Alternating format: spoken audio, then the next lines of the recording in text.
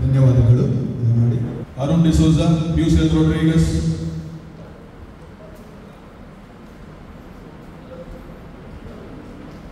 ಅಧ್ಯಕ್ಷರಾಗಿ ಶ್ರೀ ಜಾನ್ ಲಸರಾದರವರು, ಇಂದಿನ ಸಮಾರಂಭದ ಅಧ್ಯಕ್ಷರಾದ ಶ್ರೀ ಜಾನ್ ಲಸರಾದರವರು ಸ್ವಾಗತಿಸಲು ಉತ್ಸುಕನಾಗಿರುತ್ತೇನೆ. ಈ ಕಾರ್ಯಕ್ರಮದ ಆಶೀರ್ವಚನವನ್ನು ನೆರವೇರಿಸುವ ಅತಿ ವಂದನೀಯ ವಲೇರಿಯನ್ ಡಿಸೋಜಾ, ಪ್ರಧಾನ ಧರ್ಮಗುರುಗಳು, ಬಂಟ್ವಾಳ ವಲಯ. ಇವರು ನಮ್ಮ ಯಾವುದೇ ಕಾರ್ಯಕ್ರಮಕ್ಕೆ ಬೆನ್ನೆಲುಬಾಗಿ ನಿಂತುಕೊಂಡು ಕಾರ್ಯಕ್ರಮವನ್ನು ಕೇಳಿಕೊಳ್ಳುತ್ತೇನೆ.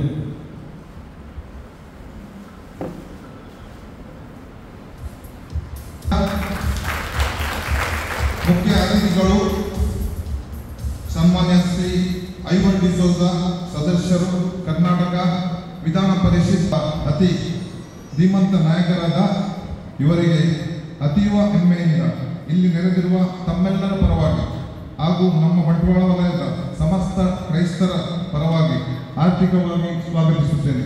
ಇವರನ್ನು ಶ್ರೀಮತಿ ಜಸ್ಟಿನ್ ಡಿಸೋಜಾ ಅವರು ಹೂಗುಚ್ಛ ನೀಡಿ ಗೌರವಿಸಬೇಕಾಗಿ ಕೇಳಿಕೊಳ್ಳುತ್ತೇವೆ. ಮುಖ್ಯ ಅತಿಥಿ ಮಾನ್ಯ ಶ್ರೀ ಲೋಬೋ,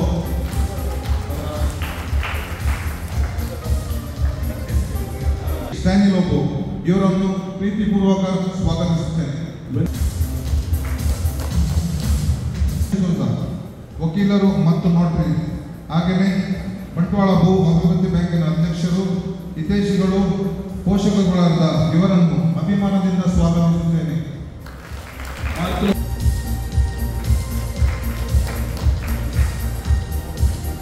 ಸರ್ಕಾರದ ಪರಿಸರ ಮಾಲಿನ್ಯ ನಿಯಂತ್ರಣ ಮಂಡಳಿಯ ಮಾಜಿ ಸದಸ್ಯರಾದ ಹಾಗೂ ಮಾರ್ಗದರ್ಶಕರಾದ ಶ್ರೀ ಪಿಯುಸಿಎಲ್ ರೋಡ್ರಿಗಸ್ ಇವರನ್ನು ಪ್ರೀತಿಪೂರ್ವಕವಾಗಿ ಸ್ವಾಗತಿಸುತ್ತೇನೆ.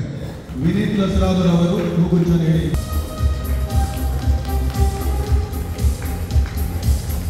ಇವತ್ತಿನ ಈ ಮಾಹಿತಿ ಶಿಬಿರದಲ್ಲಿ ಕರ್ನಾಟಕ ಸರ್ಕಾರದ ಅಲ್ಪಸಂಖ್ಯಾತರ ಕಲ್ಯಾಣ ಇಲಾಖೆ ಮತ್ತು ಅಭಿವೃದ್ಧಿ ನಿಗಮ ಇದರ ವತಿಯಿಂದ ದೊರಕುವ ಸೌಲಭ್ಯಗಳನ್ನು ಮಾಹಿತಿ ನೀಡಲಿರುವವರು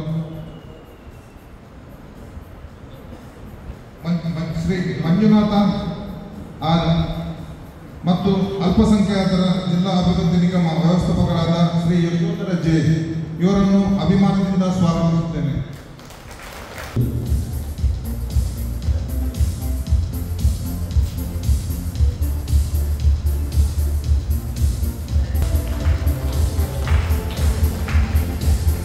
ಈ ಕಾರ್ಯ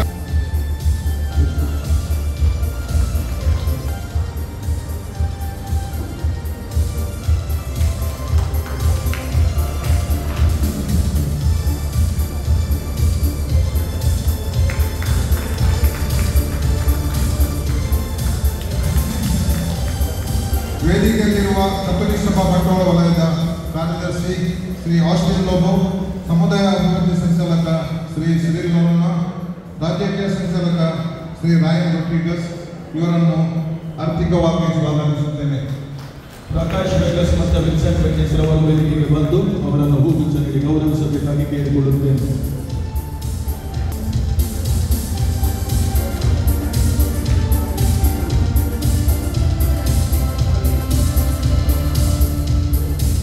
ಹಾಗೂ ಈ ಕಾರ್ಯಕ್ರಮದಲ್ಲಿ ಬಂಟ್ವಾಳ ಘಟಕದ ಅಧ್ಯಕ್ಷರು, ಪದಾಧಿಕಾರಿಗಳು ಮತ್ತು ಸದಸ್ಯರು ಹಾಗೂ ಇಲ್ಲಿ ನೆರೆದಿರುವ ಎಲ್ಲರಿಗೂ ಪ್ರೀತಿಪೂರ್ವಕ ಸ್ವಾಗತವನ್ನು ಬಯಸುತ್ತಾ ಸರ್ವರಿಗೂ ಸುಸ್ವಾಗತ.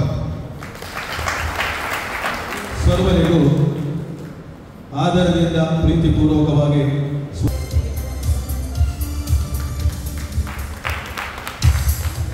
ಅದರಂತೆ ನಮ್ಮ ವಲೇರಿಯನ್ ಡಿಸೋಜ ಅವರು ದೀಪ ಬೆಳಗಿಸಿ ಈ ಕಾರ್ಯಕ್ರಮವನ್ನು ಉದ್ಘಾಟಿಸಬೇಕಾಗಿ ಕೇಳಿಕೊಳ್ಳುತ್ತೇನೆ. ಹಾಗೂ ವೇದಿಕೆಯಲ್ಲಿರುವ ಗಣ್ಯರು ಅವರನ್ನು ಸಹಕರಿಸಿ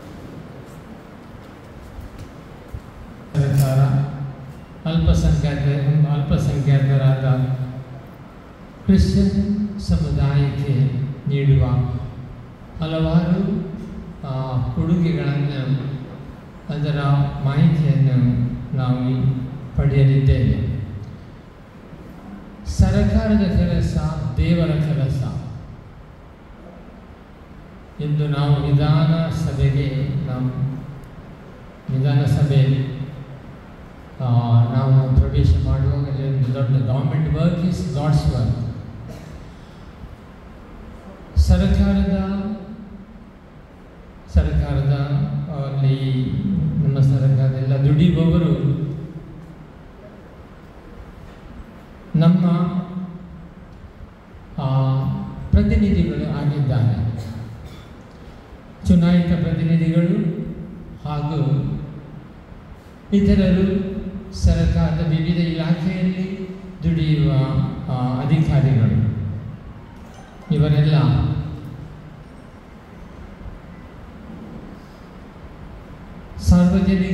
ಸಾರ್ವಜನಿಕರಿಗೆ ಸರ್ಕಾರದ ಕುರಿತು ಮಾರ್ಗದರ್ಶನ ಹಾಗೂ ಸರ್ಕಾರದಿಂದ ಪಡೆಯುವ ಜನರಿಗೆ ಸಿಗುವ ವಿವಿಧ ಪ್ರಯೋಜನಗಳ ಬಗ್ಗೆ ಮಾಹಿತಿ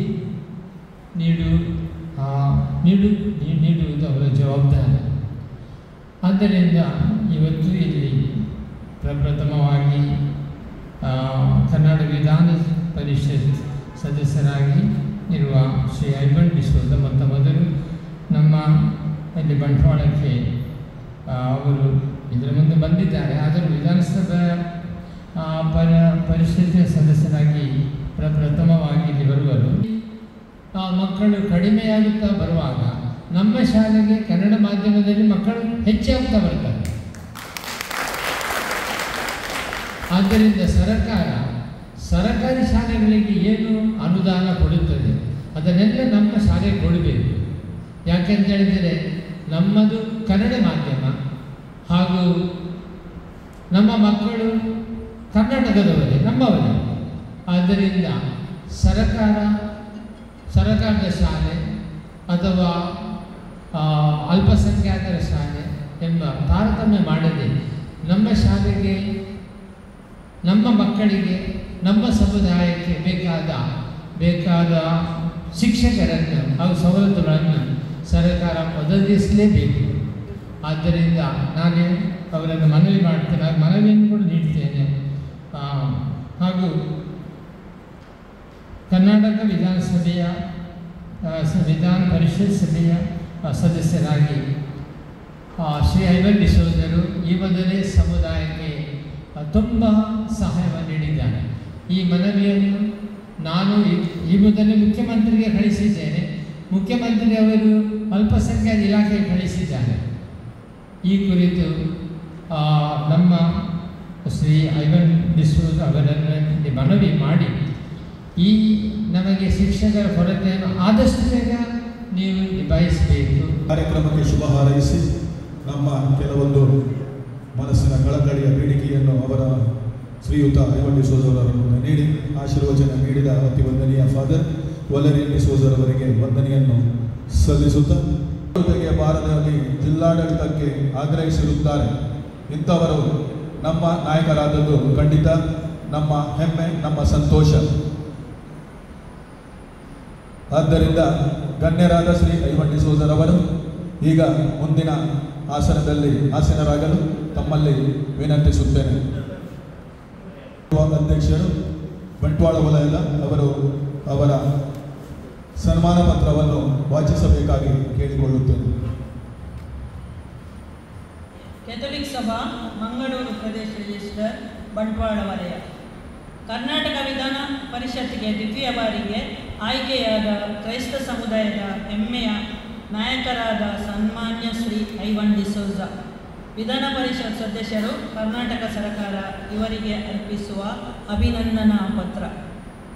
ಆತ್ಮೀಯರೇ, ಬಹುಪಾಲು ರಾಜಕಾರಣಿಗಳಿಗೆ ಇಲ್ಲದ ಸಜ್ಜನಿಕೆ, ಸೌಜನ್ಯ, ಮಾತಿನ ಮೇಲೆ ಹಿಡಿತ, ಶೈಕ್ಷಣಿಕ ಪ್ರಭುತ್ವತೆ ಹೊಂದಿರುವ ಶ್ರೀ ಐವನ್ ಡಿಸೋಜರು ನಮಗೆಲ್ಲರಿಗೂ ಚಿರಪರಿಚಿತರು.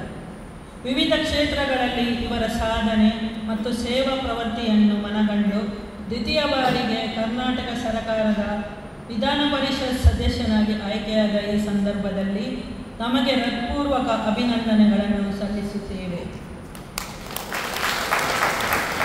ಉಡುಪಿ ಜಿಲ್ಲೆಯ ಮುದರಂಗಡಿಯ ಪಿಲಾರು ಮೈಕೋಡಿಯ ದಿವಂಗತ ಸಿಪ್ರಿಯನ್ ಮತ್ತು ಲಿಲ್ಲಿ ಡಿಸೋಜ ದಂಪತಿಗಳ ಪಂಚ ಪ್ರತಿಭಾನ್ವಿತ ಮಕ್ಕಳಲ್ಲಿ ಮೂರನೆಯವರಾಗಿ ತಾವು ಜನಿಸಿದಿರಿ. ಪ್ರಾಥಮಿಕ ಶಿಕ್ಷಣವನ್ನು ಮುದರಂಗಡಿಯ ಚರ್ಚ್ ಶಾಲೆಯಲ್ಲಿ, ಪ್ರೌಢ ಶಿಕ್ಷಣವನ್ನು ಸಿರ್ವಾದಲ್ಲಿ ಮುಗಿಸಿ ಸ್ನಾತಕೋತ್ತರ ಹಾಗೂ ಕಾನೂನು ಪದವಿಗಳನ್ನು ಮಂಗಳೂರಿನಲ್ಲಿ ಯಶಸ್ವಿಯಾಗಿ ಪಡೆದು ವಕೀಲ ವೃತ್ತಿಯನ್ನು ಆರಂಭಿಸಿ ದಿಟ್ಟ, ನೇರ, ಸತ್ಯ ಮತ್ತು ನಿರರ್ಗಳವಾಗಿ ಮಾತನಾಡುವ ಮೂಲಕ ಪಾಂಡಿತ್ಯವನ್ನು ಮೆರೆದಿರಿ. ಶ್ವೇತ ವಸ್ತ್ರಧಾರಿಗಳಾಗಿರುವ ತಾವು ನಾಯಕತ್ವ ಗುಣಗಳನ್ನು ರಕ್ತಗತವಾಗಿ ಪಡೆದುಕೊಂಡು ಅವಕಾಶ ಸಿಕ್ಕಿದಾಗಲೆಲ್ಲ ಹಲವು ಸಂಘ ಸಂಸ್ಥೆಗಳ ಚುಕ್ಕಾಣಿಯನ್ನು ಹಿಡಿದು ಜನಾನುರಾಗಿಯಾದಿರಿ. ಮುದರಂಗಡಿ CYM ಘಟಕ, ಸಿರ್ಮ ವಲಯ ಮತ್ತು ಕೇಂದ್ರೀಯ CYMನ ಅಧ್ಯಕ್ಷ ಸ್ಥಾನವನ್ನು ಅಲಂಕರಿಸಿ ಜನಪ್ರಿಯರಾದಿರಿ. ಚರ್ಚ್ ಪಾಲನಾ ಪರಿಷತ್ತಿನ ಸದಸ್ಯರಾಗಿ, ಉಪಾಧ್ಯಕ್ಷರಾಗಿ ಸೇವಾ ನಿರತರಾದಿರಿ. ಇವು ಕ್ರೈಸ್ತ ಯೇಸುವಿನ ಅನುಯಾಯಿ ಆಗಿ ತಾವು ನೀಡಿದ ಅಮೋಘ ಸೇವೆ ಮತ್ತು ಅದ್ಭುತ ಸಾಧನೆಯಾಗಿರುತ್ತದೆ. ಬಾಲ್ಯದಿಂದಲೇ ನಾಯಕತ್ವದ ಗುಣಗಳನ್ನು ಮೈಗೂಡಿಸಿಕೊಂಡಿದ್ದರಿಂದ ಮಂಗಳೂರಿನ SDM ಕಾನೂನು ಮಹಾವಿದ್ಯಾಲಯದ ವಿದ್ಯಾರ್ಥಿ ಸಂಘದ ನಾಯಕರಾಗಿ, ಮಂಗಳೂರು ವಿಶ್ವವಿದ್ಯಾನಿಲಯದ ಸರ್ವ ಕಾಲೇಜು ವಿದ್ಯಾರ್ಥಿ ಸಮಿತಿಯ ಕಾರ್ಯದರ್ಶಿಗಳಾದಿರಿ. ಮುಂದೆ ಮಂಗಳೂರು ವಿಶ್ವವಿದ್ಯಾಲಯದ ಸೆನೆಟ್ ಸದಸ್ಯರಾದಿರಿ ಹಾಗೂ ವಿಶ್ವವಿದ್ಯಾಲಯದ ನೇಮಿಸಿದ ವಿವಿಧ ಸಮಿತಿಗಳ ನೇತೃತ್ವವನ್ನು ವಹಿಸಿ ನಿಭಾಯಿಸಿದಿರಿ. ಸಿರ್ಮ ಕೃಷಿ ವ್ಯವಸಾಯಿಕ ಸಹಕಾರ ಸಂಸ್ಥೆಯ ನಿರ್ದೇಶಕ ಮತ್ತು ಅಧ್ಯಕ್ಷರಾಗಿ ಕೃಷಿಕರ ಮೇಲೆ ಅತೀವ ಆಸಕ್ತಿ ತೋರಿಸಿದಿರಿ. 1994ರಲ್ಲಿ ಸ್ವತಂತ್ರವಾಗಿ ವಕೀಲ ವೃತ್ತಿಯನ್ನು ಆರಂಭಿಸಿ ವಿವಿಧ ಕ್ಲಿಷ್ಟ ವ್ಯಾಜ್ಯಗಳನ್ನು ಇತ್ಯರ್ಥಗೊಳಿಸುವಲ್ಲಿ ಯಶಸ್ವಿಯಾಗಿರಿ. 2005ರಲ್ಲಿ ಪಬ್ಲಿಕ್ ನೋಟರಿ ಸ್ಥಾನವನ್ನು ಪಡೆದು 2006ರಲ್ಲಿ ಕರ್ನಾಟಕ ಸರ್ಕಾರ ತಮ್ಮನ್ನು ಕ್ರೈಸ್ತ ವಿವಾಹ ನೋಂದಾಯಿಸುವ ರಿಜಿಸ್ಟರ್ ಆಗಿ ನೇಮಿಸಿತು. 2003ರಿಂದ ಇಲ್ಲಿ ತನಕವೂ ಮಂಗಳೂರು ಮಹಾನಗರ ಆಟೋ ಚಾಲಕರ ಸಂಘದ ಅಧ್ಯಕ್ಷರಾಗಿ 2004ರಿಂದ ಇದುವರೆಗೂ ದಕ್ಷಿಣ ಕನ್ನಡ ಬಸ್ ನೌಕರರ ಸಂಘದ ಅಧ್ಯಕ್ಷರಾಗಿದ್ದೀರಿ. ಟೆಂಪೋ ಚಾಲಕರ ಸಂಘವನ್ನು ಸ್ಥಾಪಿಸಿ ಸ್ಥಾಪಕ ಅಧ್ಯಕ್ಷರಾಗಿದ್ದೀರಿ. ದಕ್ಷಿಣ ಕನ್ನಡ ಬಾಡಿ ಬಿಲ್ಡರ್ ಸಂಘದ ಅಧ್ಯಕ್ಷರಾಗಿದ್ದೀರಿ. ದಕ್ಷಿಣ ಕನ್ನಡ ಕಾರ್ಮಿಕ ಪರಿಷತ್ತಿನ ಸ್ಥಾಪಕ ಅಧ್ಯಕ್ಷರಾಗಿ ಸೇವೆ ಸಲ್ಲಿಸುತ್ತಾ ಸಮಾಜದ ಕಟ್ಟಕಡೆಯ ಶ್ರಮಿಕರ ಆಶೋತ್ತರಗಳಿಗೆ ಸ್ಪಂದಿಸಿ ಸರ್ಕಾರದಿಂದ ಸಿಗುವ ಸೌಲಭ್ಯಗಳನ್ನು ಸಿಗುವಂತೆ ಮಾಡಿ ಬಡವರ ಬಂಧುವಾದಿರಿ. 1983ರಲ್ಲಿ ಜನತಾ ಪಾರ್ಟಿಯ ಸಾಮಾನ್ಯ ಕಾರ್ಯಕರ್ತನಾಗಿ ರಾಜಕೀಯ ಜೀವನಕ್ಕೆ ಪಾದಾರ್ಪಣೆ ಮಾಡಿದಿರಿ.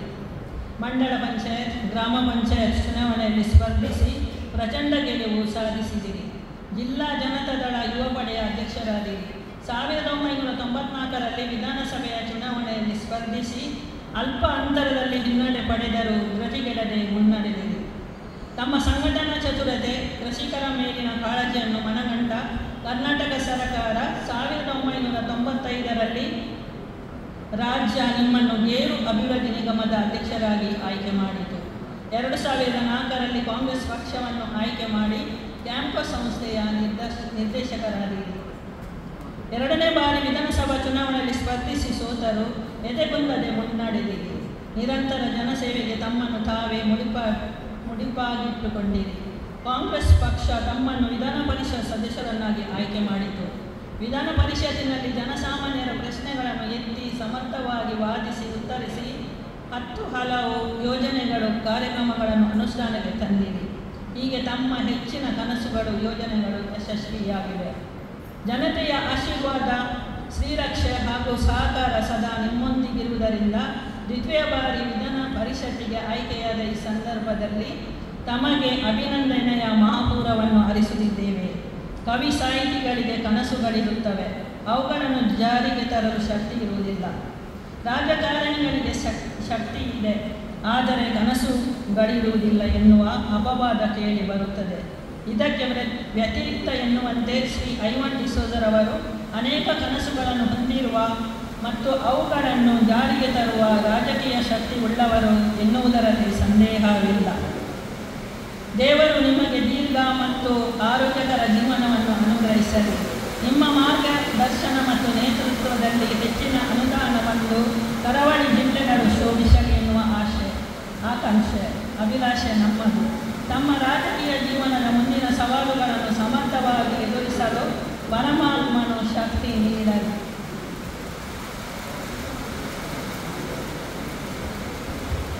ನಮ್ಮ ಕಾರ್ಯಕ್ರಮಕ್ಕೆ ನಮ್ಮ ಪ್ರೀತಿಪೂರ್ವಕ ಶಾಸಕರಾದ ಶ್ರೀಯುತ ರಾಜೇಶ್ ನಾಯ್ಕ ಉಳಿಪಾಡಿ ಅವರು ಆಗಮಿಸಿರುತ್ತಾರೆ. ಅವರಿಗೆ ಪ್ರೀತಿಪೂರ್ವಕವಾಗಿ ಸ್ವಾಗತಿಸುತ್ತೇನೆ. ಅವರಿಗೆ ನಮ್ಮ ಅಧ್ಯಕ್ಷರು ಜಾನ್ ಬಸವರಾಜ್ ಅವರು ಹೂಗುಚ್ಚನಿಗೆ ಗೌರವಿಸಲು ಕೇಳಿಕೊಳ್ಳುತ್ತೇನೆ.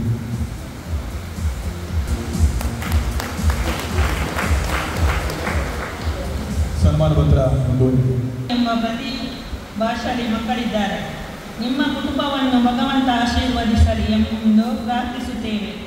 ಜನಸೇವೆಗೆ ತಮ್ಮನ್ನು ತಾವೇ ಮುಡಿಪಾಗಿಟ್ಟು ನಿಸ್ವಾರ್ಥಿಯಾಗಿ ದುಡಿದು ಕಲೆ, ಸಂಸ್ಕೃತಿ, ಸಂಪ್ರದಾಯ, ಭಾಷೆ, ಸಾಹಿತ್ಯವನ್ನು ಉತ್ತಮ ಜನಸೇವಕನಾಗಿ ಸರ್ವಜನಾನುರಾಗಿಯಾಗಲು, ಸವ್ಯಸಾಚಿಯಾಗಲು ಬೇಕಾಗುವ ಛಲ, ಬಲ, ಧೈರ್ಯ, ಸ್ಥೈರ್ಯ, ಆಯುರೋಗ್ಯವನ್ನು ತಮಗೂ ತಮ್ಮ ಕುಟುಂಬಕ್ಕೂ ಆ ಭಗವಂತನು ಕರುಣಿಸಲಿ. ತಮಗೆ ಶುಭವಾಗಲಿ ಎಂದು ಹಾರೈಸುತ್ತಾ ಉಜ್ವಲ ಭವಿಷ್ಯವನ್ನು ಕೋರುತ್ತಾ ತುಂಬುಮಾನದಿಂದ ಈ ಅಭಿನಂದನಾ ಪತ್ರವನ್ನು ಅರ್ಪಿಸಿ ನಮ್ಮ ಶ್ರೀಯುತ ಐವನ್ ಡಿಸೋಜರ್ ಅವರಿಗೆ ಸನ್ಮಾನವನ್ನು ಮಾಡಬೇಕಾಗಿ ಕೇಳಿಕೊಳ್ಳುತ್ತೇನೆ.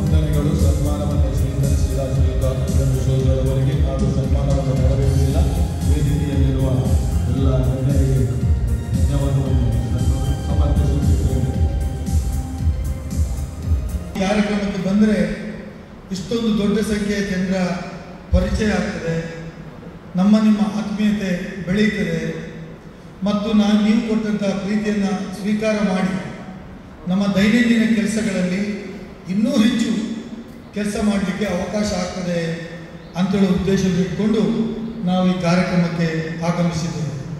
ನೀವು 2 ಕಾರ್ಯಕ್ರಮ ಇಟ್ಟುಕೊಂಡಿದ್ದೀರಿ. ಒಂದು ನಮ್ಮನ್ನು ಗೌರವಿಸುವುದು ಒಂದು ಕಾರ್ಯಕ್ರಮ ಆದರೆ ಅದಕ್ಕಿಂತಲೂ ಹೆಚ್ಚಾಗಿ ಪ್ರಾಮುಖ್ಯತೆ ಇರುವಂಥ ಕಾರ್ಯಕ್ರಮ ಸರ್ಕಾರದಿಂದ ಸಿಗುವ ಸವಲತ್ತುಗಳನ್ನು ಜನಸಾಮಾನ್ಯರಿಗೆ ಮುಟ್ಟಿಸಲಿಕ್ಕೆ ಏನೆಲ್ಲ ಕಾರ್ಯಕ್ರಮಗಳು ಇದ್ದಾವೆ ಅಂಥೇಳಿ ಅಧಿಕಾರಿಗಳನ್ನು ಕರೆಸಿ ಅವರ ಮುಖಾಂತರ ನೀವು ತಿಳುವಳಿಕೆಯನ್ನು ಪಡೆದು ಅದರ ಪ್ರಯೋಜನವನ್ನು ಪಡೆಯುವಂಥದ್ದು ಇದು ಅತ್ಯಂತ ಪ್ರಮುಖವಾದ ಕಾರ್ಯಕ್ರಮ. ಅದಕ್ಕಾಗಿ ನಾನು ಕ್ಯಾಥಲಿಕ್ ಸಭೆಯ ಎಲ್ಲ ಪದಾಧಿಕಾರಿಗಳಿಗೆ, ಧರ್ಮಗುರುಗಳಿಗೆ ಈ ಒಂದು ಸಮಾರಂಭದಲ್ಲಿ ನಿಮ್ಮೆಲ್ಲರ ಪರವಾಗಿ ಅಭಿನಂದನೆಯನ್ನು ಸಲ್ಲಿಸಲಿಕ್ಕೆ ಬಯಸ್ತೇನೆ. ಇವತ್ತು ರಾಜಕೀಯ ಅಂದರೆ ಅದು ನಿಂತ ನೀರು ಅಲ್ಲ, ಅದು ಒಂದು ಹರಿಯುವ ನೀರು.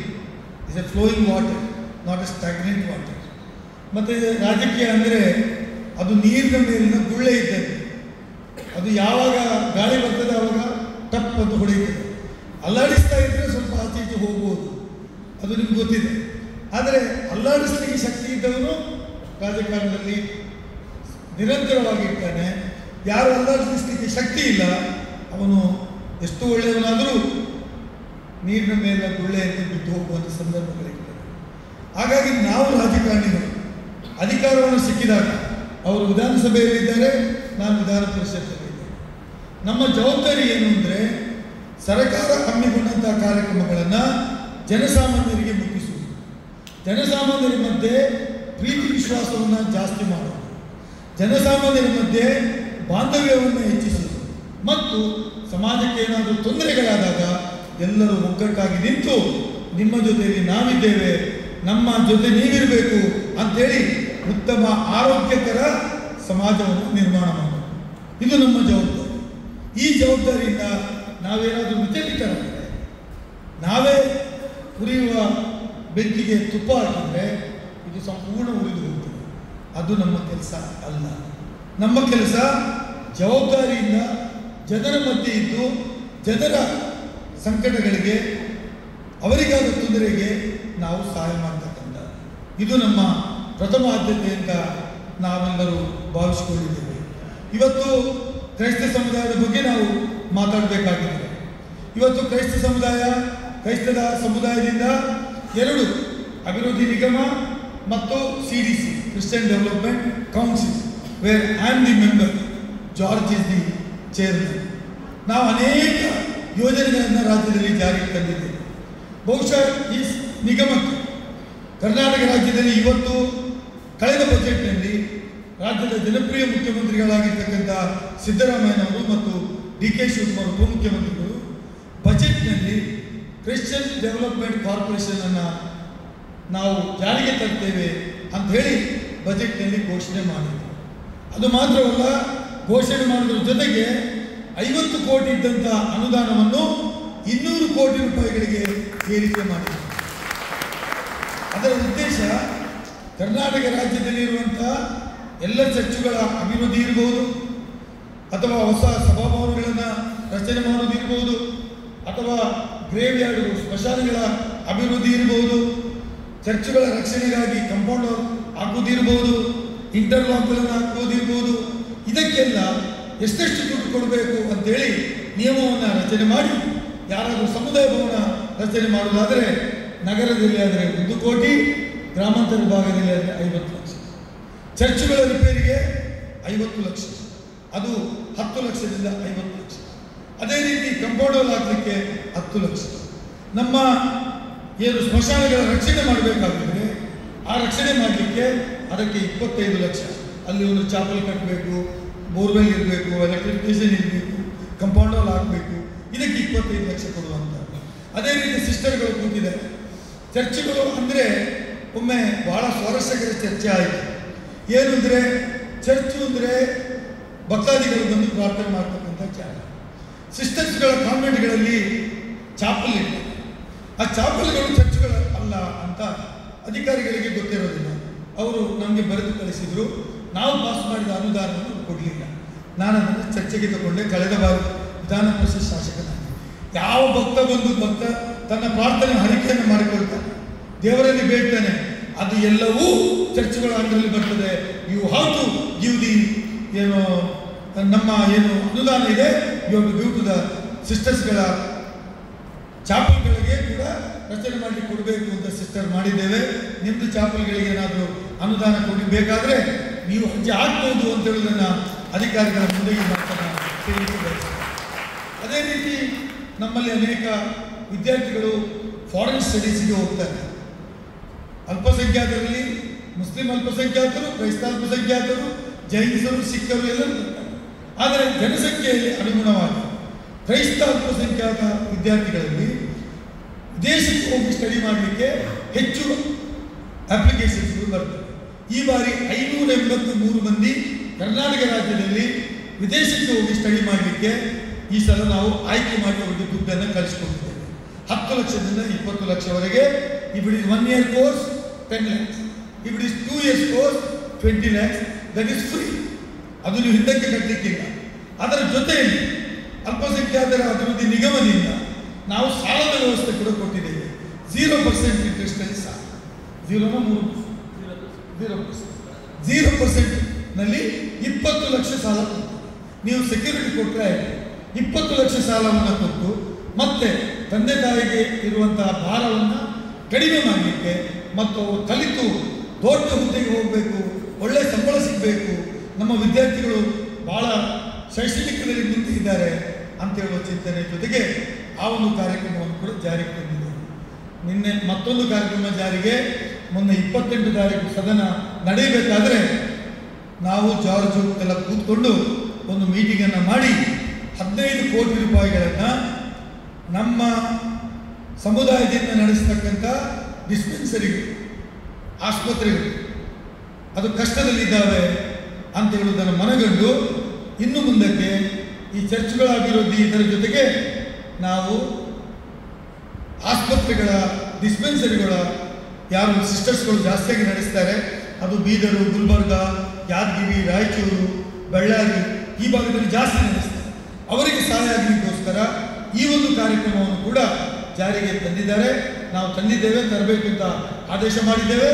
ಅದಕ್ಕೆ ಕಾನೂನು ರಚನೆ ಮಾಡಲು ನಾನು ಮತ್ತು ವಿನಿಶಾ ನೀವರು ex-MLA ಫ್ರಮ್ ಬ್ಯಾಂಗ್ಳೂರು ಅವರನ್ನು ಸೇರಿಸಿ ಒಂದು ಸಮಿತಿಯನ್ನು ಮಾಡಿ ನಾವು ಕಾನೂನನ್ನು ರಚನೆ ಮಾಡಿ ನಿಮಗೆ ಮುಂದಿನ ದಿನಗಳಲ್ಲಿ ಅದನ್ನು ಕೂಡ ಜಾರಿಗೆ ತರಲಿಕ್ಕೆ ನಾವು ಕ್ರಮವನ್ನು ತೆಗೆದುಕೊಳ್ತೇವೆ. ಫಾದರ್ ವಲ್ಲಿ ಅವರು ದೊಡ್ಡ ಒಂದು ಸೈಂಟ್ ಜೋಸೆಫ್ ಇಂಜಿನಿಯರಿಂಗ್ ಕಾಲೇಜ್ ಕಟ್ಟಿದವರು ಮತ್ತು ದೊಡ್ಡ ಚಿಂತನೆ ಉಳ್ಳವರು. ನಾನು ಅವತ್ತು ವಿನಂತಿ ಮಾಡ್ತೇನೆ, ನಾವು ಕನ್ನಡ ಶಾಲೆಗಳನ್ನು ಉಳಿಸಬೇಕು. ಕನ್ನಡ ಶಾಲೆಗಳು ಗ್ರಾಮಾಂತರ ಭಾಗದಲ್ಲಿ ಹಿಂದೆ ಶಿಕ್ಷಣ ಹೇಗೆ ಅಂದರೆ ರಾಜೇಶ್ ನಾಯಕರೇ, ಒಂದು ಚರ್ಚ್ ಬಂದಿದ್ದರೆ ಅದಕ್ಕೊಂದು ಶಾಲೆ, ನಮ್ಮ ಮಿಸ್ಟರ್ ನಮ್ಮ ಪ್ರತಿಯೊಂದು ಚರ್ಚ್ ಅದು ಕನ್ನಡ ಮಾಧ್ಯಮ ಶಾಲೆ. ಒಂದು ಚರ್ಚು ಅದರ ಬದಿಯಲ್ಲಿ ಒಂದು ಶಾಲೆ, ಅದು ಕನ್ನಡ ಮಾಧ್ಯಮ ಶಾಲೆ. ನಾನು ನೀವು ವರದಿಯಲ್ಲಿ ಓದಿದ್ರಲ್ಲ, ನಾನು ಮುದರಗಿರಿ ಶಾಲೆಯಲ್ಲಿ ಓದಿದ್ದು. ನನ್ನ ಗ್ರಾಮ ಕುಗ್ರಾಮ, 1,500 ಜನಸಂಖ್ಯೆ ಇರ್ತಕ್ಕಂಥ ಒಂದು ಚಿಕ್ಕ ಗ್ರಾಮ. ನನ್ನ ತಂದೆ ಅಧ್ಯಕ್ಷರಾಗಿದ್ದರು. ತದನಂತರ ನಾನು ಮಂಡಲ ಪಂಚಾಯತ್ ಬಂದಾಗ ಚುನಾವಣೆ ನಿಂತು ತಂದೆ ರಿಟೈರ್ಡ್ ಆಗಿ ಮಗನಿಗೆ ಹೋಗಿದ್ದರು. ನಾನು ಮಂಡಲ ಪಂಚಾಯತ್ ಮೆಂಬರ್ ಆಗಿದ್ದೆ.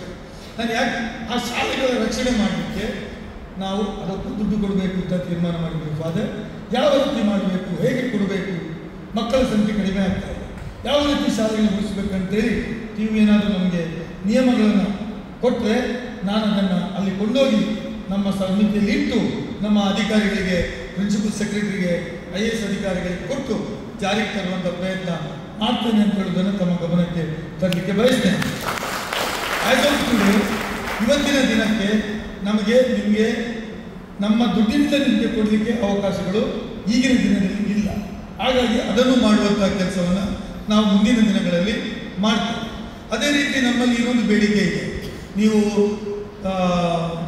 ಮುಸ್ಲಿಂ ಸಮುದಾಯದವರಿಗೆ ಅದಕ್ಕೆ ಇಲ್ಲಿ ಹೋಗಲಿಕ್ಕೆ, ಮಕ್ಕಾಕ್ಕೆ ಹೋಗಲಿಕ್ಕೆ ನೀವು ದುಡ್ಡು ಕೊಡ್ತೀರಿ, ಅದಕ್ಕೆ ನೀವು ಸರ್ಕಾರದಿಂದ ಅನುದಾನ ಕೊಡ್ತೀರಿ, ನಮಗೂ ಕೊಡಿ ಜೆರುಸಲೇಮ್ಗೆ ಹೋಗಲು ಅಂತ ಒಂದು ಬೇಡಿಕೆ ಇದೆ. ಅದನ್ನು ಇವತ್ತು ಸಹ ಇದರ ಮುಂದೆ ಇಟ್ಟಿದ್ದೇವೆ, ಯಾರು ಸಮಿತಿ ಮುಂದೆ. ಮುಂದಿನ ದಿನಗಳಲ್ಲಿ ಅದನ್ನು ಕೂಡ ಅವರು ಹೇಗೆ ಕ್ಯಾಂಡಿಡೇಟ್ಗಳನ್ನ ಸೆಲೆಕ್ಷನ್ ಮಾಡ್ತಾರೆ ಏಜ್ ಮೇಲೆ, ಅದೇ ರೀತಿ ನಿಮ್ಮನ್ನು ಕೂಡ ಅಲ್ಲಿಗೆ ಹೋಗಲು ಒಂದು ವ್ಯವಸ್ಥೆಯನ್ನು ಮಾಡುವಂಥ ರೀತಿಯಲ್ಲಿ ಕೂಡ ಮುಂದಿನ ದಿನಗಳಲ್ಲಿ ಜಾರಿಗೆ ತರ್ತೇವೆ ಅಂತ ಹೇಳುವುದನ್ನು ಕೂಡ ನಿಮ್ಮ ಗಮನಕ್ಕೆ ತರಲಿಕ್ಕೆ ಬಯಸ್ತಾ ಇದ್ದೇವೆ. ಹಾಗಾಗಿ ಕೆಲವರೆಲ್ಲ ಜೆರುಸಲೇಮ್ಗೆ ಹೋಗಬೇಕು, ಅಲ್ಲಿ ಯೇಸು ಹುಟ್ಟಿದ ಸ್ಥಳ ನೋಡಬೇಕು, ಅವರು ಹೇಗೆ ಸತ್ರು ಅಂತ ನೋಡಬೇಕು, ಅವ್ರಿಗೆ ಹೇಗೆ ವೇ ಆಫ್ ದ ಕ್ರಾಸ್ ಮಾಡಿದ್ರು ಅಂತ ನೋಡಬೇಕು. ಇದೆಲ್ಲ ನಿಮ್ಮ ಚಿಂತನೆ ಇದೆ. ಅಲ್ಲಿ ಹೋಗಲಿಕ್ಕೆ ಕೂಡ ನಮ್ಮಲ್ಲಿ ಹಿರಿಯರಿದ್ದಾರೆ, ಅಲ್ಲಿ ಕೂಡ ಹೋಗತಕ್ಕಂಥ ಅದಕ್ಕೆ ಸಬ್ಸಿಡಿ ರೇಟಲ್ಲಿ ನಾವು ಕಳಿಸಿಕೊಡುವುದಕ್ಕೆ ಒಂದು ಚಿಂತನೆ ಮಾಡಿದ್ದೇವೆ. ಇದು ಮುಂದಿನ ದಿನಗಳಲ್ಲಿ ಅಲ್ಪಸಂಖ್ಯಾತ ಕಲ್ಯಾಣ ಇಲಾಖೆ ಕ್ರೈಸ್ತ ಸಮುದಾಯಕ್ಕಾಗಿಯೇ ಮೀಸಲಿಟ್ಟಂಥ ಅನುದಾನದಲ್ಲಿ ನಿಮಗೆ ಕೊಡುವಂಥ ಪ್ರಯತ್ನವನ್ನು ಅದು ಮಾಡ್ತೇವೆ ನಾವು ಅಂತ ಹೇಳೋದು ಕೂಡ ನಿಮಗೆ ಈ ಸಂದರ್ಭದಲ್ಲಿ ಹೇಳಲಿಕ್ಕೆ ಬಯಸ್ತಾ ಇದ್ದೇನೆ. ಇನ್ನು ಬೇರೆ ವಿಚಾರಗಳು ನಿಮಗೆ ಅಧಿಕಾರಿಗಳು ತಿಳಿಸ್ತಾರೆ. ನಂದು ಒಂದು ಬೇಡಿಕೆ ಇದೆ ನಿಮ್ಮಲ್ಲಿ, ನೀವು ಇಷ್ಟು ಹುಷಾರಿದ್ದೀರಿ ಶಾಲೆಗೆ. MBBS ಓದೋದ್ರಲ್ಲಿ ನಮ್ಮ ಮಕ್ಕಳು ಹುಷಾರು. ನಮ್ಮಲ್ಲಿ ಮಂಗಳೂರಿನಲ್ಲಿ 150 ಸೀಟ್ ಇದೆ ಫಾದರ್ ಯೂನಿವರ್ಸಿಟಿ. ಸೈಂಟ್ ಜೋಸೆಫ್ಸ್ ಕಾಲೇಜಲ್ಲಿ ವರ್ಷಕ್ಕೆ 1,000ಕ್ಕಿಂತಲೂ ಹೆಚ್ಚು ಇಂಜಿನಿಯರ್ಸ್ಗಳು ಹೊರಗೆ ಬರ್ತಾರೆ. 50 to 60% are belongs to the Christian community. ಎಲ್ಲಿ ಹೋಗ್ತೀರಿ ಅಂತ ನನ್ನ ಪ್ರಶ್ನೆ. ಅವರು ಎಲ್ಲಿದ್ದಾರೆ? ಓಕೆ ಸರ್, ನಿಮ್ಗೆ ಅಂತ ಇಬ್ಬರು ಕೈ ಮೇಲೆ ಅಂತೇಳಿ ಮಕ್ಕಳು ಸರ್, ಯಾರು ನಮ್ಮ ಊರಿನಲ್ಲಿ ನಿಮ್ಮ ಕಲ್ತಂತ ವೃತ್ತಿ ಮಾಡೋದು ಯಾರೂ ಇಲ್ಲ. IAS ಆಗಿ IPS ಆಗಿ ತಹಸೀಲ್ದಾರ್ ಆಗಿ AC ಆಗಿ ಅಂದರೆ ಅದಕ್ಕೂ ಇಲ್ಲ. ಸ್ವಂತ ಉದ್ದಿಮೆಯೂ ಮಾಡೋದು. ಎಲ್ಲಿ ಹೋಗ್ತೀರಿ ನನ್ನ ಪ್ರಶ್ನೆ.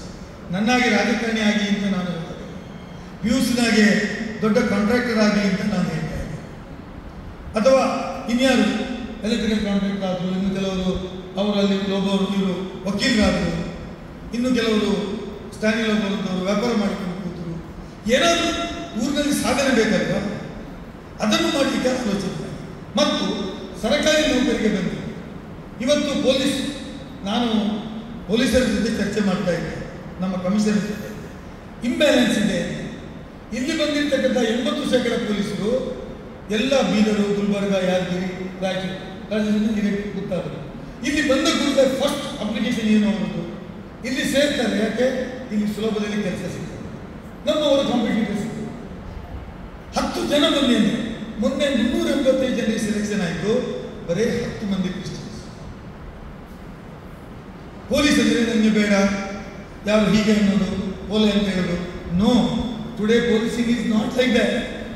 ಇವತ್ತಿನ ಪೊಲೀಸಿಂಗ್ ಅಂದರೆ ಒಬ್ಬ ಕಾನ್ಸ್ಟೇಬಲ್ ಆಗಿ ಇವತ್ತು ಸೇರಿದರೆ ಅವನು ಇನ್ ಸರ್ವಿಸಲ್ಲಿ SP ಆಗಿ ರಿಟೈರ್ಡ್ ಆಗ್ತಾನೆ, IPS ಹೊಡೆಯುತ್ತಾನೆ.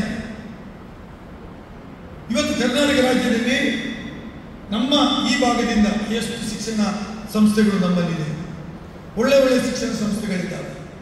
ಎಲ್ಲಿದ್ದಾರೆ ನಮ್ಮದು IAS ಮಾಡುವಂಥವರು? ಯಾಕೆ ನಮಗೆ IPS ಆಗೋದಿಲ್ಲ?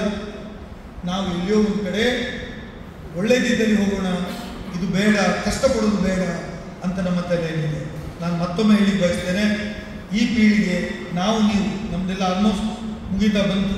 ಮುಂದಿನ ಪೀಳಿಗೆ ಈ ಸಮಾಜದಲ್ಲಿ ತಲೆ ಎತ್ತಿ ನಡೀಬೇಕಾದ್ರೆ, ಅವರು ಗೌರವಯುತವಾಗಿ ಬದುಕಬೇಕಾದ್ರೆ ನಮ್ಮ ಮಕ್ಕಳಿಗೆ ನಾವು ಸರ್ಕಾರಿ ಹುದ್ದೆಗಳಲ್ಲಿ ಇರಲಿಕ್ಕೆ ಕೆಲಸವನ್ನು ಮಾಡಬೇಕು, ಸಪೋರ್ಟ್ ಮಾಡಬೇಕು. ಉದ್ದಿಮೆ ನಡೆಸಲಿಕ್ಕೆ ಸಪೋರ್ಟ್ ಮಾಡಬೇಕು, ಇನ್ನೇನಾದರೂ ನಡೆಸಲಿಕ್ಕೆ ಸಪೋರ್ಟ್ ಮಾಡಬೇಕು. ಕೃಷಿಕರಾಗಲಿಕ್ಕೆ ನಾವು ಸಪೋರ್ಟ್ ಮಾಡಬೇಕು, ಬೇರೆ ಬೇರೆ ಉದ್ಯಮಗಳನ್ನು ನಡೆಸಲಿಕ್ಕೆ ನಾವು ಸಪೋರ್ಟ್ ಮಾಡಬೇಕು. ಈ ದೃಷ್ಟಿಯಲ್ಲಿ ನಿಮಗೆ ಏನಾದರೂ ನನ್ನ ಸಹಾಯ ಬೇಕಂತ ಇದ್ದರೆ ಐ ಆಮ್ ಆಲ್ವೇಸ್ ರೆಡಿ. ನಾಯಕರವರು ದ್ವಿತೀಯ ಬಾರಿಗೆ ಶಾಸಕರಾಗಿ ಚುನಾಯಿತರಾಗಿ 1 ವರ್ಷ ಕಳೆದಿರುತ್ತದೆ. ಅವರ ಸಮಯದಲ್ಲಿ ನಮ್ಮ ಎಲ್ಲ ಚರ್ಚ್ಗಳಿಗೆ ಸರ್ಕಾರದಿಂದ ಸಿಗುವ ಅನುದಾನವನ್ನು ಒದಗಿಸಿ ಕೊಟ್ಟಿರುತ್ತಾರೆ. ಖಂಡಿತ ಅವರು ನಮ್ಮ ಹೆಮ್ಮೆಯ ಶಾಸಕರಾಗಿರುತ್ತಾರೆ. ಅವರು ಎಲ್ಲಿಯೂ ಸನ್ಮಾನವನ್ನು ಸ್ವೀಕರಿಸುವುದಿಲ್ಲ, ಇದು ನಮಗೆ ತಿಳಿದು ಬಂದ ವಿಷಯ. ಆದರೆ ನಾವು ನಿಮಗೆ ಸನ್ಮಾನ ಮಾಡುವುದಿಲ್ಲ, ನಿಮ್ಮನ್ನು ಗೌರವಿಸುವುದು ಮಾತ್ರ. ವೇದಿಕೆಯಲ್ಲಿರುವ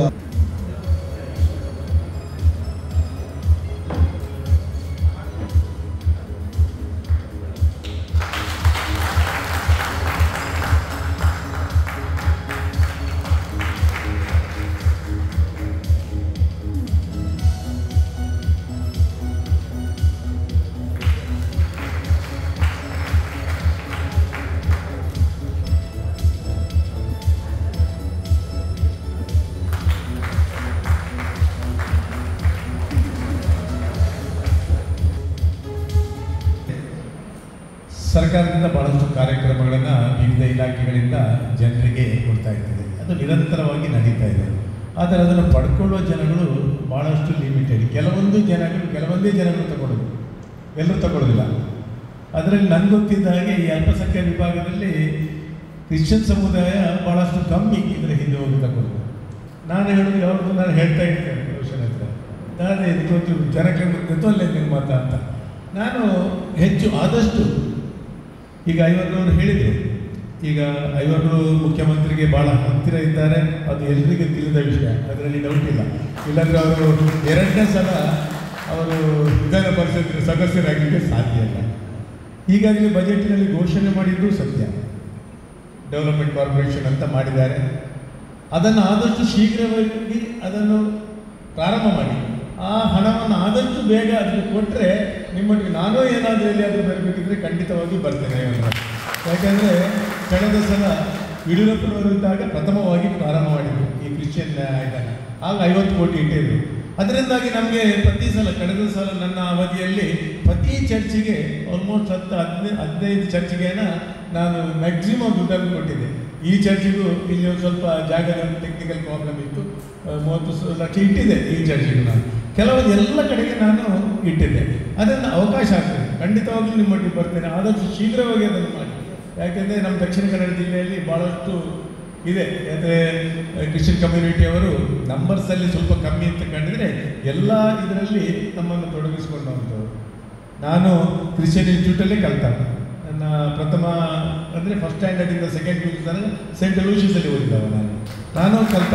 ಅಲ್ಲೇ ನನಗೆ ಗೊತ್ತಿತ್ತು, ಯಾಕೆಂದರೆ ಇವರು ಹೇಳಿದಾಗ ಹಾಗೆಲ್ಲ ಅಂತ ಜಾಸ್ತಿ ಭೇದ ಭಾವಗಳೆಲ್ಲ ಇರಲಿಲ್ಲ.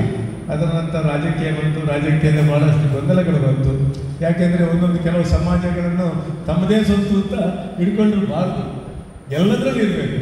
ಎಲ್ಲ ರಾಜಕೀಯ ಪಕ್ಷದಲ್ಲಿ ಎಲ್ಲ ಸಮಾಜ ಚಟುವಟಿಕೆಗಳಿಗೆ ಇದ್ದಾಗ ಮಾತ್ರ ಎಲ್ಲನೂ ಅರಿತುಕೊಳ್ಳಲಿಕ್ಕೆ ಸಾಧ್ಯ ಅಂತ ನನ್ನದೊಂದು ಮಾತು. ಈಗ ನಾವು LD ಬ್ಯಾಂಕನ್ನು, ಯಾಕೆಂದರೆ ನಾನು ಯೂಶ್ವಲಿ ನಿಮ್ಗೆ ಗೊತ್ತಿರ್ಬೋದು, ಇಲ್ಲೇ ಒಂದು 10-15 ಸಲ ಬಂದಿರ್ಬೋದು ನಾನು. ಆದರೆ ಯಾವತ್ತೂ ನಾನು ರಾಜಕೀಯ ಮಾತಾಡಿದವಲ್ಲ. ಐವಂದ್ರೆ ನಮಗೆ ಇಲ್ಲಿವರೆಗೆ ಗೊತ್ತು, ನಾನು ಮಾತಾಡೋದಿಲ್ಲ, ಆವತ್ತಿನ ಸಬ್ಜೆಕ್ಟಿಗೆ ಬಿಟ್ಟು ನಾನು ಹೊರಗೆ ಹೋಗುವ ಅಲ್ವೇ ಅಲ್ಲ.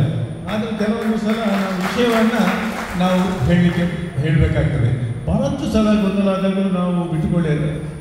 ನಮ್ಮ ಎಕ್ಸಾಂಪಲ್, ಲೈವ್ ಎಕ್ಸಾಂಪಲ್ ಏನು, ನಮ್ಮ ರೋಷನ್ ಅವರು, ನಾವು LD ಬ್ಯಾಂಕಲ್ಲಿ 58 ವರ್ಷದಲ್ಲಿ ನಮ್ಮ ಪಕ್ಷದ ಜನ ಅಂತ ಒಂದು ಡೈರೆಕ್ಟರನ್ನು ಗೆಲ್ಲಿಸಲಿಕ್ಕೆ ಆಗದಂಥ ಸಂದರ್ಭದಲ್ಲಿ ನಾನು ಶಾಸಕನಾದ ಮೇಲೆ ಅಧಿಕಾರ ಪಡಿತೇವೆ. ಅಧಿಕಾರ ಪಡೆದಾಗ ನಾವು ಇವರನ್ನು ಅಧ್ಯಕ್ಷರನ್ನಾಗಿ ಮಾಡ್ತೇವೆ. ಭಾಳಷ್ಟು ಗೊಂದಲ ಇರ್ತದೆ. ಮೈನಾರಿಟಿ ಒಬ್ಬರನ್ನು ಭಾರತೀಯ ಜನತಾ ಪಕ್ಷ ಗೆದ್ದ ಸಂದರ್ಭ 58 ವರ್ಷದ ನಂತರ ಗೆದ್ದದ್ರಲ್ಲಿ ರೋಷನನ್ನು ನೀವು ಹೇಗೆ ಮಾಡ್ತೀರಿ ಅಂತ ನನ್ನಲ್ಲಿ ಕೆಲವರು ಬಂದು ನಾಯಕರು ಕ್ವಶನ್ ಮಾಡಿದ್ದು ಇದೆ. ನಾನು ಹೇಳಿದೆ, ನಾನು ಯಾವಾಗಲೂ ರಿಸರ್ವ್ ಕ್ಯಾಂಡಿಡೇಟ್ಗೆಲ್ಲ ಡಿಸರ್ವ್ ಕ್ಯಾಂಡಿಡೇಟ್ಗೆ ನಾನು ಯಾವುದು ಅದರಿಂದ ಈಗ ಡಿಸರ್ವ್ ಕ್ಯಾಂಡಿಡೇಟ್, ಅದರಿಂದ ನಾನು ಅವರಿಗೆ ಕೊಡ್ತಾ ಇದ್ದೇನೆ ಅಂತ. ಅದರಿಂದ ಅದರ ನಂತರ ಈ ಪ್ರೂಡ್ ಹೌಸ್ ಇವತ್ತು ಎಷ್ಟೋ ವರ್ಷದಿಂದ ನಷ್ಟದಲ್ಲಿ ನಡೆಯುತ್ತಿದ್ದ ಸಂಸ್ಥೆಯನ್ನು ಲಾಭದಾಯಕ ಸಂಸ್ಥೆಯನ್ನಾಗಿ ಪರಿವರ್ತನೆ ಮಾಡಿ ಇವತ್ತಿಗೆ ಆ LD ಬ್ಯಾಂಕಿಗೆ ರಾಜ್ಯದಲ್ಲಿ ಗೌರವ ಸಿಕ್ಕುವಂಥ ಸ್ಥಾನ ನಮ್ಮ ಬಂಡವಾಳದಲ್ಲಿ ಮಾಡಿದ ವೈಶಿಷ್ಟ್ಯಕ್ಕೆ ನಾನು ಅಭಿನಂದನೆ ಕೊಡ್ತೇನೆ. ನಾನೇಳಿ ಸನ್ಮಾನ ನೀವು ಅಂಥವರಿಗೆ ಮಾಡಿ. ಯಾಕೆಂದರೆ ಒಂದು ಸಂಸ್ಥೆಯನ್ನು ಒಂದು ಒಳ್ಳೆಯದು ಮಾಡಿ, ಅದು ಹೆಸರು ಗಳಿಸುವಂಥ ಮಾಡಿದ ವ್ಯಕ್ತಿಗಳಿಗೆ ಮಾಡಿ, ಆಗ ನಮಗೆ ಸಂತೋಷ ಆಗ್ತದೆ ಖಂಡಿತವಾಗಲು. ಯಾಕೆಂದರೆ ಎಲ್ಲರಿಂದ ಆಗುವಂಥ ಕೆಲಸ ಅಲ್ಲ, ಅಲ್ಲಿ ಅವರು ಭಾಳಷ್ಟು ಕಷ್ಟಪಟ್ಟಿದ್ದಾರೆ, ನನಗೆ ಗೊತ್ತುಂಟು. ಹಾಗೆ ಎಲ್ಲ ಇದರಲ್ಲಿ ಕೂಡ ನಿಮ್ಮಲ್ಲಿ ಕೂಡ ಭಾಳಷ್ಟು ಜನ ಇದ್ದಾರೆ. ಐವಂದ್ರು ಬಿಡಿ, ಐವಂದ್ರು ಬೋಲ್ ಪೊಲಿಟಿಷಿಯನ್ ನಮಗೆ ಅವ್ರು ಹೇಳಿದರು ನೀರನ್ನೆಲ್ಲ ಗುಳ್ಳೆ ಅಂತ. ಅವ್ರು ಹೇಳಿ ಅಂದರೆ ಮೂವಿಂಗ್ ಬಬ್ಬಲ್ ಅವರು, ನಾನು ಸ್ಟ್ಯಾಗ್ನೆಂಟ್ ಅಲ್ಲೇ ಇರುವ ಬಬ್ಬಲ್ ಅಲ್ಲ. ನನಗೆ ರಾಜಕೀಯ ನನ್ನ ಜೀವನನೆಲ್ಲ ಎಳೆದು ತಂದು ಅವರಿಗೂ ಗೊತ್ತು. ನನ್ನನ್ನು ನಾವು ಯಾವಾಗಲೂ ಮಾತಾಡ್ತೇವೆ, ನಾವು ಆಗ್ತೇವೆ. ಅದರ ಪಕ್ಷ ಬೇರೆ ಇರ್ಬೋದು, ದಟ್ ಇಸ್ ಡಿಫ್ರೆಂಟ್. ಅದು ನಾವು ಭಾಳ ಆಗ್ತೇವೆ, ನಾವು ಭಾಳಷ್ಟು ಡಿಸ್ಕಷನ್ ಕೂಡ ಮಾಡ್ತೇವೆ ಕೆಲವೊಮ್ಮೆ ಸಿಕ್ಕಿದಾಗ. ಅದರಿಂದ ಖಂಡಿತವಾಗಲೂ ಜನರಿಗೆ ನಮ್ಮ ಯಾವುದೇ ಸವಲತ್ತುಗಳು ಸಿಗಬೇಕು, ಅದನ್ನು ನಾವು ಮಾಡ್ತಾ ಇದ್ದೇವೆ. ಸಿನ್ಸಿಯರಾಗಿ ನಾವೆಲ್ಲರೂ ಮಾಡ್ತಾ ಇದ್ದೇವೆ. ಅದರಿಂದ ಇವತ್ತು ನಾವು ಕಾರ್ಯಕ್ರಮ, ಸ್ಪೆಷಲಿ ಅಧಿಕಾರಿಗಳು ಇದ್ದಾರೆ ಇಲ್ಲಿ ಎಲ್ಲ. ನನಗೆ ಅಧಿಕಾರಿಗಳ ಮುಖ ಪರಿಚಯ ಕೂಡ ಇರಲಿಲ್ಲ. ನಾನು ಈಗ 6ನೇ ವರ್ಷ, ನಾವು ಸರ್ಕಾರ ಇದ್ದಾಗ ಕೂಡ ಒಂದೇ ಒಂದು ಅಧಿಕಾರಿನ ನಾನು ಟ್ರಾನ್ಸ್ಫರ್ ಮಾಡಲಿಕ್ಕೆ ನಾನು ಹೋದವನಲ್ಲ. ಅವರೇ ಬಂದು ಕೇಳಿದರೆ ಲೆಟ್ರಿಗೆ ಕೊಟ್ಟವ, ಸೈನ್ ಹಾಕಿದ್ದು. ಯಾವುದೇ ಒಂದು ಅಧಿಕಾರಿ ಇಲ್ಲಿ ಇದ್ದಾರೆ ಕೆಲವೊಂದು ಅಧಿಕಾರಿಗಳು, ನಾನು ಅವರೇ ಬಂದು ಸರ್ ನಮಗೆ ಇಂಥ ಜಾಗ ನಾವು ಬಿಟ್ಟು ನಾನು ಯಾವುದೇ ಒಂದು ಅಧಿಕಾರಿ, ಹೆಚ್ಚು ಅಧಿಕಾರಿಗಳಿಗೆ ನನ್ನ ಪರಿಚಯ ಇರೋದಿಲ್ಲ. ಇತ್ತೀಚೆಗೆ ಒಂದು ಕಾರ್ಯಕ್ರಮ ಆಗಿತ್ತು ನಮ್ಮದು. ಕಾರ್ಯಕ್ರಮ ಆದಾಗ ಒಬ್ಬರು ಪೊಲೀಸ್ ಪಿ ಸಿ ನನ್ನ ಹತ್ರ ಬಂದು, ಸರ್ ನೀವು MLA ಅವರ ಸರ್ ಅಂತ ಕೇಳ್ತಾನೆ. ನಾನು ಆರು 7ನೇ ವರ್ಷದ ರನ್ನಿಂಗ್ MLA ನಾನು. ಒಬ್ಬ ಪಿ ಸಿ ಬಂದು ನನ್ನ ಹತ್ರ ಕೇಳ್ತಾನೆ, ಹೌದು ಯಾಕೆ ಕೇಳಿದ್ರು? ನಾನು ಪೋಸ್ಟರ್ ನೋಡಿದೆ, ಆ ಮುಖ ಮತ್ತು ನಿಮ್ಮ ಮುಖ ಸರಿ, ಅದನ್ನು ನೋಡಿ ನಿಮ್ಮನ್ನು ನಾನು ಗುರುತಿಸಿದೆ ಅಂತ ಒಬ್ಬ ಪಿ ಸಿ. ಯಾಕೆಂದರೆ ಅವನ ಆಫೀಸ್ ಇರೋದು ನನ್ನ ಆಫೀಸಿಂದ 1 ಕಿಲೋಮೀಟರ್ ದೂರ. ಯಾವ ಅಧಿಕಾರಿಗಳು ನನ್ನ ಮುಖ ಪರಿಚಯ ಇರಲಿಕ್ಕಿಲ್ಲ. ಅದಕ್ಕೆ ನಾನು ಹೇಳಿದೆ, ನಿನಗೆ ಯಾಕಪ್ಪ? ನನಗೆ ಗೊತ್ತೇ ಆಗೋದಿಲ್ಲ ಸರ್ ನೀವು MLA ಅಂತ. ನಾನು ನಿನಗೆ ಅಂತ ನನಗೆ ಗೊತ್ತಾಗಿಲ್ಲ 7 ವರ್ಷದಲ್ಲಿ ನಾನು MLA ಅಂತ ನಿನಗೇನು ಗೊತ್ತಾಗಿದೆ ಅಂತ ಕೇಳಿದೆ. ಅದರಿಂದ ನಾವು ಅಲ್ಲಿ ತೋರಿಸಿಕೊಡೋದಕ್ಕೆ ಹೆಚ್ಚಿಗೆ ನಮಗೆ ನಮ್ಮ ಕರ್ತವ್ಯ ಎಷ್ಟು, ನಮ್ಮ ಕೆಲಸ ಎಷ್ಟು, ಅದನ್ನು ಮಾಡೋದು ಮಾತ್ರ ನನ್ನ ಧರ್ಮ. ಅದರಿಂದ ಅದನ್ನು ಮಾಡ್ತಾ ಇದ್ದೇನೆ. ಅದು ಐವನ್ರಿಗೂ ಗೊತ್ತುಂಟು. ಅದರಿಂದ ನಾನು ಯಾವುದೇ ರಾಜ್ಯಕ್ಕೆ ಎಷ್ಟು ಗಲಾಟೆ ಆದಾಗಲೂ ರಾಜೇಶ್ ನಾಯ್ಕರ್ ಇಲ್ಲಿ ಅಂತ ನನಗೆ ಸ್ವಲ್ಪ ಹುಡುಕಬೇಕಾಗ್ತದೆ. ಯಾಕೆಂದರೆ ನಾವು ಅಲ್ಲಿ ಇರುವುದಿಲ್ಲ. ನಾವು ನನ್ನ ಕ್ಷೇತ್ರದ ಜನರಿಗೆ ಏನು ಕೊಡಬೇಕಾ ಅದನ್ನು ಕೊಡುವಂಥ ಕೆಲಸದಲ್ಲಿ ನಾನು ನಿರಂತರವಾಗಿ ಕೆಲಸ ಇನ್ನೂ ಮಾಡ್ತಾ ಇರ್ತೇನೆ. ನಾನು ಎಲ್ಲಿನೂ ಯಾವುದೇ ವಿಷಯದಲ್ಲಿ ಕೂಡ ಯಾರಿಗೂ ಭೇದ ಭಾವವನ್ನು ಮಾಡಿದವರಲ್ಲ. ಅದರಿಂದ ಜನ ನನ್ನನ್ನು 2ನೇ ಸಲ ಕೂಡ, ಪ್ರಥಮ ಬಾರಿಗೆ ನಾನು ನಿಲ್ಲುವುದಿಲ್ಲ ಅಂತ ಭಾಳಷ್ಟು ನಾನು ನನ್ನ ನಾಯಕರಿಗೆ ರೈಟಿಂಗಲ್ಲಿ ಕೊಟ್ಟಾಗ ಕೂಡ ಅವರು ಹೇಳಿದರು, ಕರೆದು ನೀನು ಕಳೆದ ಸಲ ನೀನು ಗೆದ್ದದಲ್ಲ, ಅವರು ಸೋತದ್ದು, ಈ ಸಲ ನೀನು ಗೆಲ್ಲಬೇಕು ಅಂತ. ಅದು 2ನೇ ಸಲ ಅವರ ಒತ್ತಾಯಕ್ಕೆ ನಾನು ನಿಂತೆ, ಪುನಃ ನೀವೆಲ್ಲ ನನ್ನನ್ನು ಗೆಲ್ಲಿಸಿದ್ದೀರಿ. ಅದರಿಂದ ಖಂಡಿತವಾಗಿಯೂ ನಿಮ್ಮೆಲ್ಲ ಆಶೀರ್ವಾದದಿಂದ ನಾನು ಶಾಸಕನಾಗಿದ್ದೇನೆ ಎಂಬ ಭಾವನೆ ನನ್ನಲ್ಲಿ ಕೂಡ ಇದೆ. ಅದರಿಂದ ಎಲ್ಲರಿಗೂ ನನ್ನ ಕಡೆ ಯಾವತ್ತಿಗೂ, ನಿನ್ನೆ ಕೂಡ ಒಂದು ಫ್ಯಾಮಿಲಿ ಬಂದಿತ್ತು, ಅವ್ರದ್ದು ಒಂದು ಪ್ರಾಬ್ಲಮ್ ಇತ್ತು, ನಾನು ಸಾಲ್ವ್ ಮಾಡಿಕೊಟ್ಟೆ. ನಾನು ಕ್ಯಾಥಲಿಕ್ ಫ್ಯಾಮಿಲಿ ಕರ್ಕೊಂಡು ಬಂದಿದ್ದು. ಅದರಿಂದ ನಾನು ನಿರಂತರವಾಗಿ ನಾನು ಹೇಳ್ಕೊಡೋದಿಲ್ಲ. ಅದೇ ಇದೆ ಅಂತ ರಾಜ್ಯಕ್ಕೆ ಅದು ನನ್ನ ಅಡ್ವಾಂಟೇಜ್ ಕೂಡ ನಾನು ಇಷ್ಟವರೆಗೆ ತೆಗೆದುಕೊಳ್ಳೋದಿಲ್ಲ. ಈಗ ವ್ಯೂಸ್ ಅವರು ಇದ್ದಾರೆ, ದೊಡ್ಡ ಕಾಂಟ್ರಾಕ್ಟ್, ಅವರಿಗೆ ನಮ್ಮಿಂದ ಏನಾದರೂ, ಅವರು ನನ್ನ ಪಾರ್ಟಿ ಅಲ್ಲ, ಇಲೆಕ್ಷನ್ ಟೈಮಲ್ಲಿ ನಮಗೆ ವಿರುದ್ಧವಾಗಿ ಕೆಲಸ ಮಾಡ್ತಾರೆ. ಆದರೂ ಅವರಿಗೆ ಒಂದು ದಿವಸ ಆದರೂ ನಾವು ತೊಂದರೆ ಕೊಟ್ಟಿದ್ದೇನೆ ಅಂತ ಯಾವುದಾದ್ರೂ ವ್ಯಕ್ತಿಗಾದರೂ ಹೇಳಿ, ನಾವು ಯಾರಿಗೂ ಯಾರ ವ್ಯವಹಾರದಲ್ಲಿ ಆಗಲಿ ಮತ್ತೊಂದಾಗಲಿ ನಾನು ಕೈ ಹಾಕುವವನಲ್ಲ, ಆ ಕೆಲಸನೂ ನಾನು ಮಾಡೋದಿಲ್ಲ. ಅದರಿಂದ ನಮಗೆ ಸ್ವಲ್ಪ ದೇವರ ದಯ ಇದೆ, ನಾವು ಹೆದರುವುದು ಅದಕ್ಕೆ ಮಾತ್ರ. ಅದರಿಂದ ನಿಮಗೆಲ್ಲ ಒಳ್ಳೆಯದಾಗಲಿ. ಈ ಒಂದು ಕಾರ್ಯಕ್ರಮ ಚೆನ್ನಾಗಿಟ್ಟಿದ್ದೇವೆ. ಅಧಿಕಾರಿಗಳಿಗೂ ನಾನು ಹೇಳೋದು ಅಷ್ಟೇ, ಏನೆಲ್ಲ ಸಹಕಾರ ಕೊಡಲಿಕ್ಕಿದೆ ಪೂರ್ಣ ಸಹಕಾರ ಕೊಡಿ. ನೀವು ಯಾವತ್ತು ನನ್ನ ಆಫೀಸ್ ಕಂಡವರಲ್ಲ, ಭಾಳಷ್ಟು ಜನ ನಮ್ಮಲ್ಲಿ ಅಧಿಕಾರಿಗಳು ವಸತಿ ತಗೊಂಡಾಗ ಶಾಸಕರ ಆಫೀಸ್ಗೆ ಬಂದು ಒಂದು ಮಾಡೋ ವ್ಯವಸ್ಥೆ ಇದೆ, ತಾಲೂಕು ಮಟ್ಟದ ಅಧಿಕಾರಿ. ನಮ್ಮಲ್ಲಿ ಬರೋದು ಭಾರಿ ಕಮ್ಮಿ. ಯಾಕೆಂದರೆ ಬರಲಿಲ್ಲದು MLA ಏನು ಮಾತನಾಡುವಲ್ಲ, ಗಲಾಟೆ ಮಾಡುವ ಅವರ ಹತ್ರ ಇರ್ತದೆ. ಎಷ್ಟೋ ಜನ ಇದ್ದಾರೆ ನನ್ನ ಹತ್ರ ಬರೋದು ಬಹಳ ಕಮ್ಮಿ. ಏನಾದರೂ ಕೆಲಸ ಇದ್ದರೆ ನನ್ನಲ್ಲಿ ಈಗ ಇವತ್ತಲ್ಲಿ ಇಂಡಿಯನ್ ಮೇಡಮ್ ಬಂದಿದ್ದಾರೆ, ಅವ್ರದ್ದು ಹಾಸ್ಟೆಲ್ ಫುಲ್ ಆಗಿದೆ, ನನ್ನ ಸಿಗ್ನೇಚರ್ ಆಗಬೇಕು ಅಂತ. ನಾನು ಅಲ್ಲಿ ಒಂದು ಕಾರ್ಯಕ್ರಮವಿದೆ, ಅಲ್ಲೇ ಬಂದು ಅಲ್ಲೇ ಸೈನ್ ಹಾಕ್ಕೊಡ್ತೇನೆ ಅಂತ ಹೇಳಿದ್ದೇನೆ. ಅದಕ್ಕೆ ಫೈಲ್ ಹಿಡ್ಕೊಂಡು ನನ್ನ ಹತ್ರ ಬಂದಿದ್ದಾರೆ ಅವರು ಇಲ್ಲಿ. ನಾನು ಅವರನ್ನು ಯಾವತ್ತೂ ಕಾಯಿಸೋದಿಲ್ಲ. ಅದರಿಂದ ನಾವು ಕೆಲಸ ಮಾಡಿದ್ರೆ ಮಾತ್ರ ನಂಬಿಕೆ ಇಟ್ಕೊಂಡಿದ್ದೇವೆ. ಮಾನ್ಯ ರಾಜೇಶ್ ನಾಯ್ಕರವರಿಗೆ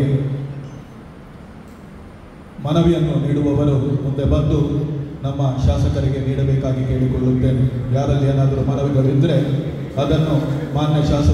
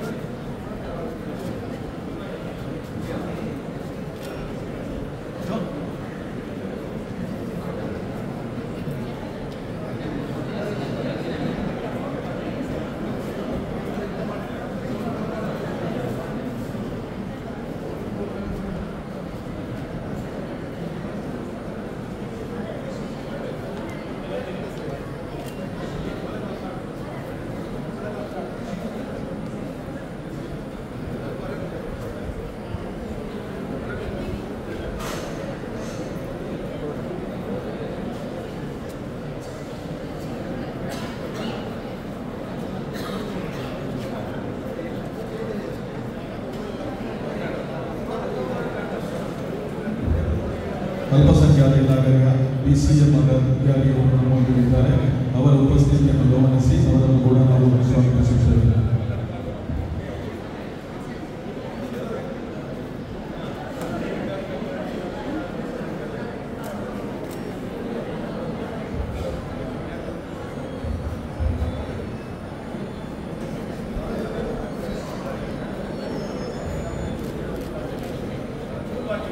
ಶ್ರೀಯುತ ಐವನ್ ಡಿಸೋಜರವರಿಗೆ ಮನವಿಯನ್ನು ನೀಡಲು ಇಚ್ಛಿಸುವವರು ಮುಂದೆ ಬಂದು ಶ್ರೀಯುತರವರಿಗೆ ನೀಡಬೇಕಾಗಿ ಕೇಳಿಕೊಳ್ಳುತ್ತೇನೆ.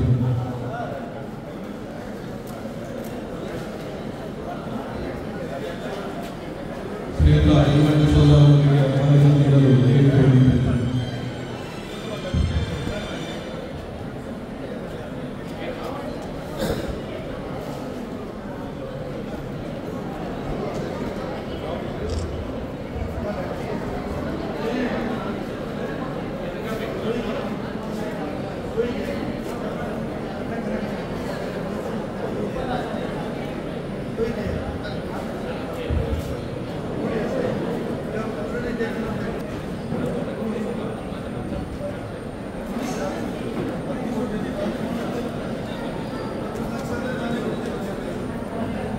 ನಮ್ಮ ಪ್ರೀತಿಯ ಶಾಸಕರಾದ ಶ್ರೀಯುತ ರಾಜೇಶ್ ನಾಯ್ಕರವರು ಬೇರೊಂದು ಕೆಲಸಕ್ಕೆ ಅಗತ್ಯವಿರುವುದರಿಂದ ವೇದಿಕೆಯಿಂದ ನಿರ್ಗಮಿಸುತ್ತಿದ್ದಾರೆ. ಅವರ ಉಪಸ್ಥಿತಿಯನ್ನು ನಾವು ಗಮನಿಸಿ ಅವರಿಗೆ ಪ್ರೀತಿಪೂರ್ವಕ ಧನ್ಯವಾದವನ್ನು ಅರ್ಪಿಸುತ್ತಾ ಅವರನ್ನು ವೇದಿಕೆಯಿಂದ ನಿರ್ಗಮಿಸಲು ವಿನಂತಿಸುತ್ತೇನೆ.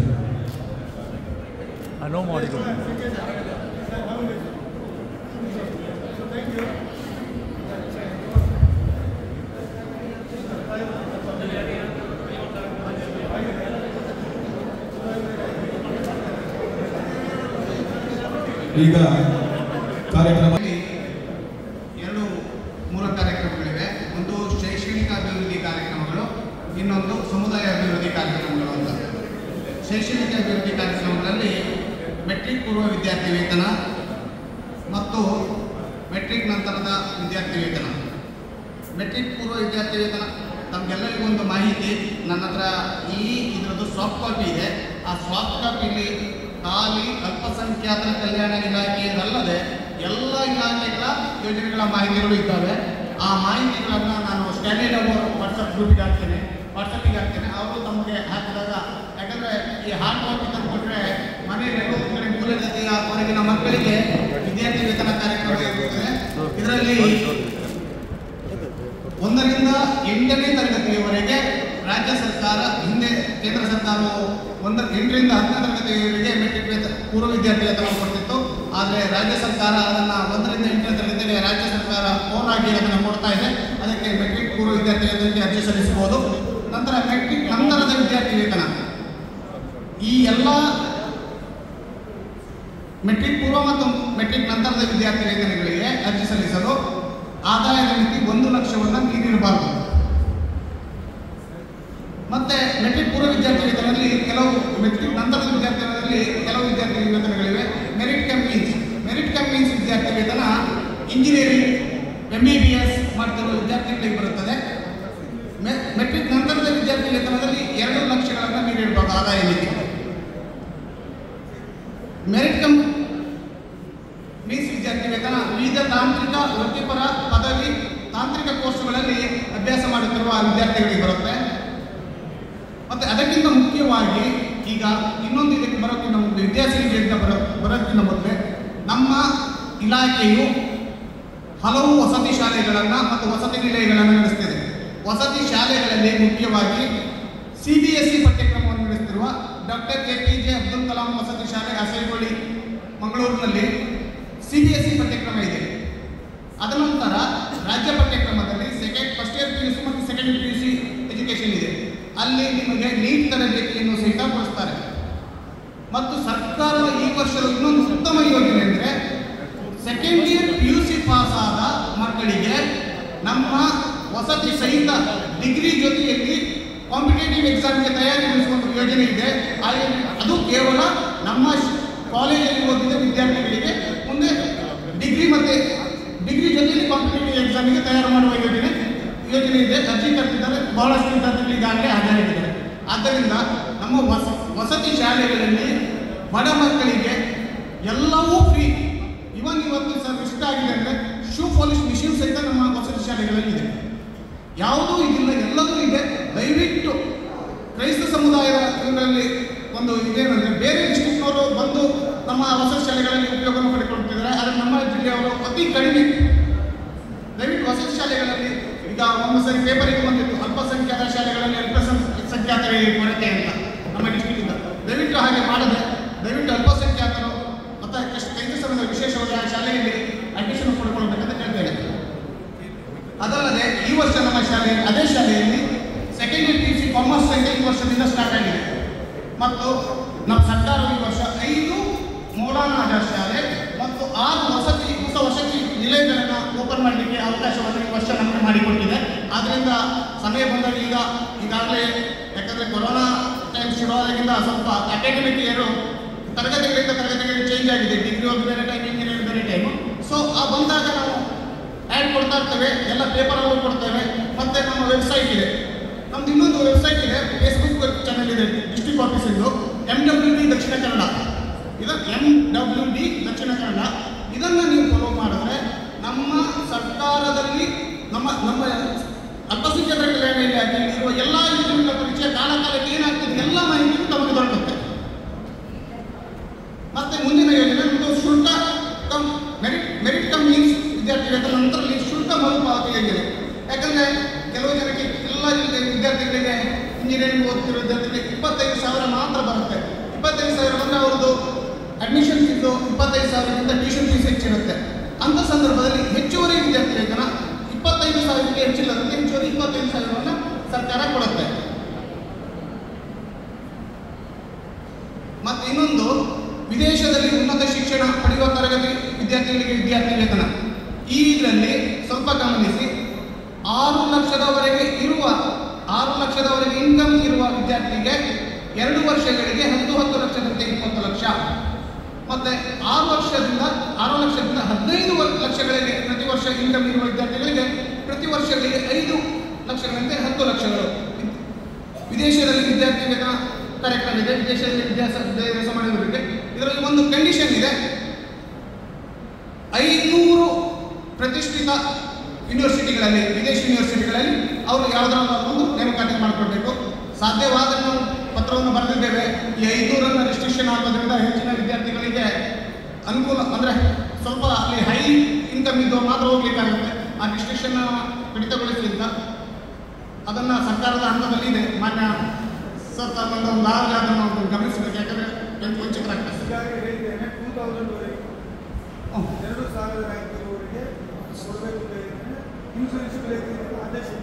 Sir yes sir, thank you sir. ಅದ ನಂತರ PhD ವಿದ್ಯಾಭ್ಯಾಸ ಮಾಡುತ್ತಿರುವವರಿಗೆ ಪ್ರತಿ ತಿಂಗಳು 10,000ದಂತೆ 3 ವರ್ಷಗಳವರೆಗೆ ಅವರಿಗೆ ಸ್ಕಾಲರ್ಶಿಪ್ ಕೊಡುವ ಯೋಜನೆ ಇದೆ. ಅದರ ಸದುಪಯೋಗವನ್ನು ಸಹಿತ ಮಾಡ್ಕೊಳ್ಬೋದು. ಯಾರು PhD ಮಾಡಲಿಕ್ಕೆ ಬಯಸ್ತಾರೋ ಅವ್ರು ಮಾಡ್ಕೊಳ್ಬೋದು. ಅದ ನಂತರ B.Ed ಮತ್ತು D.Ed ಮಾಡುತ್ತಿರುವ ವಿದ್ಯಾರ್ಥಿಗಳಿಗೆ ಪ್ರತಿ ವರ್ಷಕ್ಕೆ ವರ್ಷಕ್ಕೆ 25,000ದಂತೆ B.Ed ಮತ್ತು D.Ed 2 ವಿದ್ಯಾರ್ಥಿಗಳಿಗೆ ಸ್ಕಾಲರ್ಶಿಪ್ ಸೌಲಭ್ಯ ಇದೆ. ಅದು ಅರ್ಹತೆ. ಇದನ್ನು ನಾವು ಸಾಫ್ಟ್ ಕಾಪಿ ಹಾಕ್ತಾ ಇದ್ದೀವಿ, ಅದರಲ್ಲಿ ಇದೆ. ಮತ್ತು ಹಾರ್ಡ್ ಕಾಪಿ ಬೇಕಾದ್ರೆ ಸಪ್ಲೈ ಮಾಡ್ತೇವೆ. ಎಡಿಟ್ ಆಗ್ತಾ ಇದೆ ಅದೊಂಚೂರು.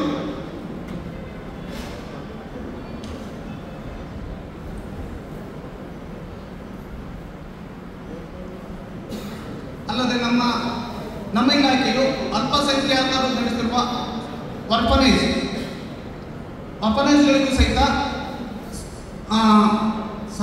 ಧನ ಸಹಾಯವನ್ನು ಮಾಡುತ್ತಿದೆ. ಇದರಲ್ಲಿ ಯಾವುದೇ ಒಂದು ಆರ್ಫನೈಜ್ಗಳಿದ್ದರೂ ಸಹಿತ ಅದರ ಸದುಪಯೋಗವನ್ನು ಪಡೆದುಕೊಳ್ಳಬೇಕು.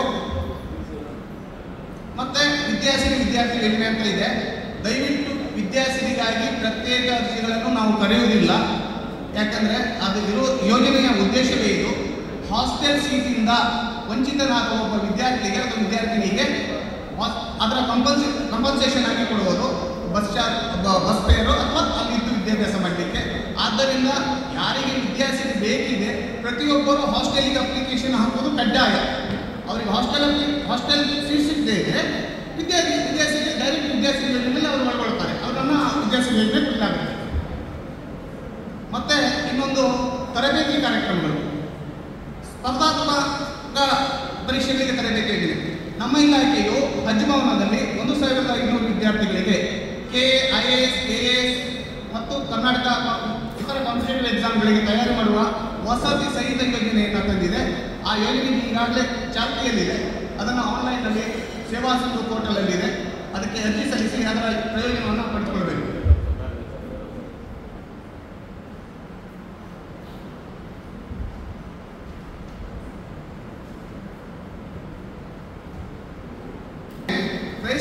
ಅಭಿವೃದ್ಧಿ ಯೋಜನೆಯಲ್ಲಿ, ಸಮುದಾಯ ಅಭಿವೃದ್ಧಿ ಯೋಜನೆಯಲ್ಲಿ 4 ಯೋಜನೆಗಳಿದ್ದಾವೆ. ಒಂದು ಚರ್ಚ್ ರಿಪೇರ್ ಆ್ಯಂಡ್ ರಿನ್ಯೂವೇಷನ್ನು 50 ಲಕ್ಷ ರೂಪಾಯಿ. ಇನ್ನೊಂದು ಯೋಜನೆ church ಪ್ರಿಮಿಸಸ್ಸಿಗೆ compound Vaalu maximum 10 lakh ರೂಪಾಯಿ. ಇನ್ನೊಂದು ಸಿಮೆಟ್ರಿ ಉನ್ನತೀಕರಣ ಯೋಜನೆ, ಅದಕ್ಕೆ ಮ್ಯಾಕ್ಸಿಮಮ್ 25 ಲಕ್ಷ.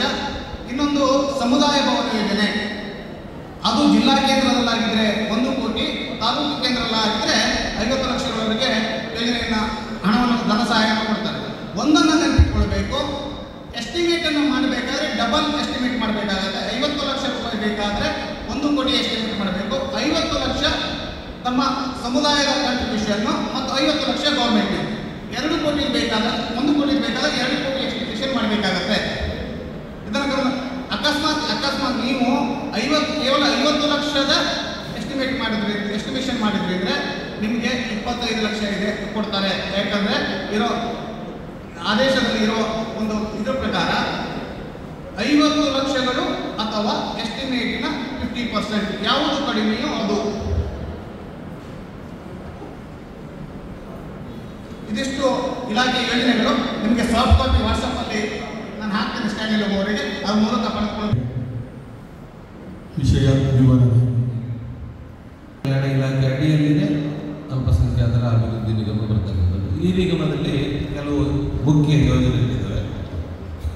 ಸುಮಾರು 10 ಯೋಜನೆಗಳ ಬಗ್ಗೆ ನಾನು ಸಂಕ್ಷಿಪ್ತವಾಗಿ ಹೇಳ್ತಾ ಹೋಗ್ತೀನಿ. ಮೊದಲನೇದಾಗಿ ಅರಿವು ವಿದ್ಯಾಭ್ಯಾಸ ಸಾಲ ಯೋಜನೆ. ಇದರಲ್ಲಿ ವಿದ್ಯಾಭ್ಯಾಸ ಮಾಡಲಿಕ್ಕಂತಲೇ -2% ಬಡ್ಡಿ ದರದಲ್ಲಿ ನಾವು ಸಾಲವನ್ನು ಕೊಡ್ತೀವಿ.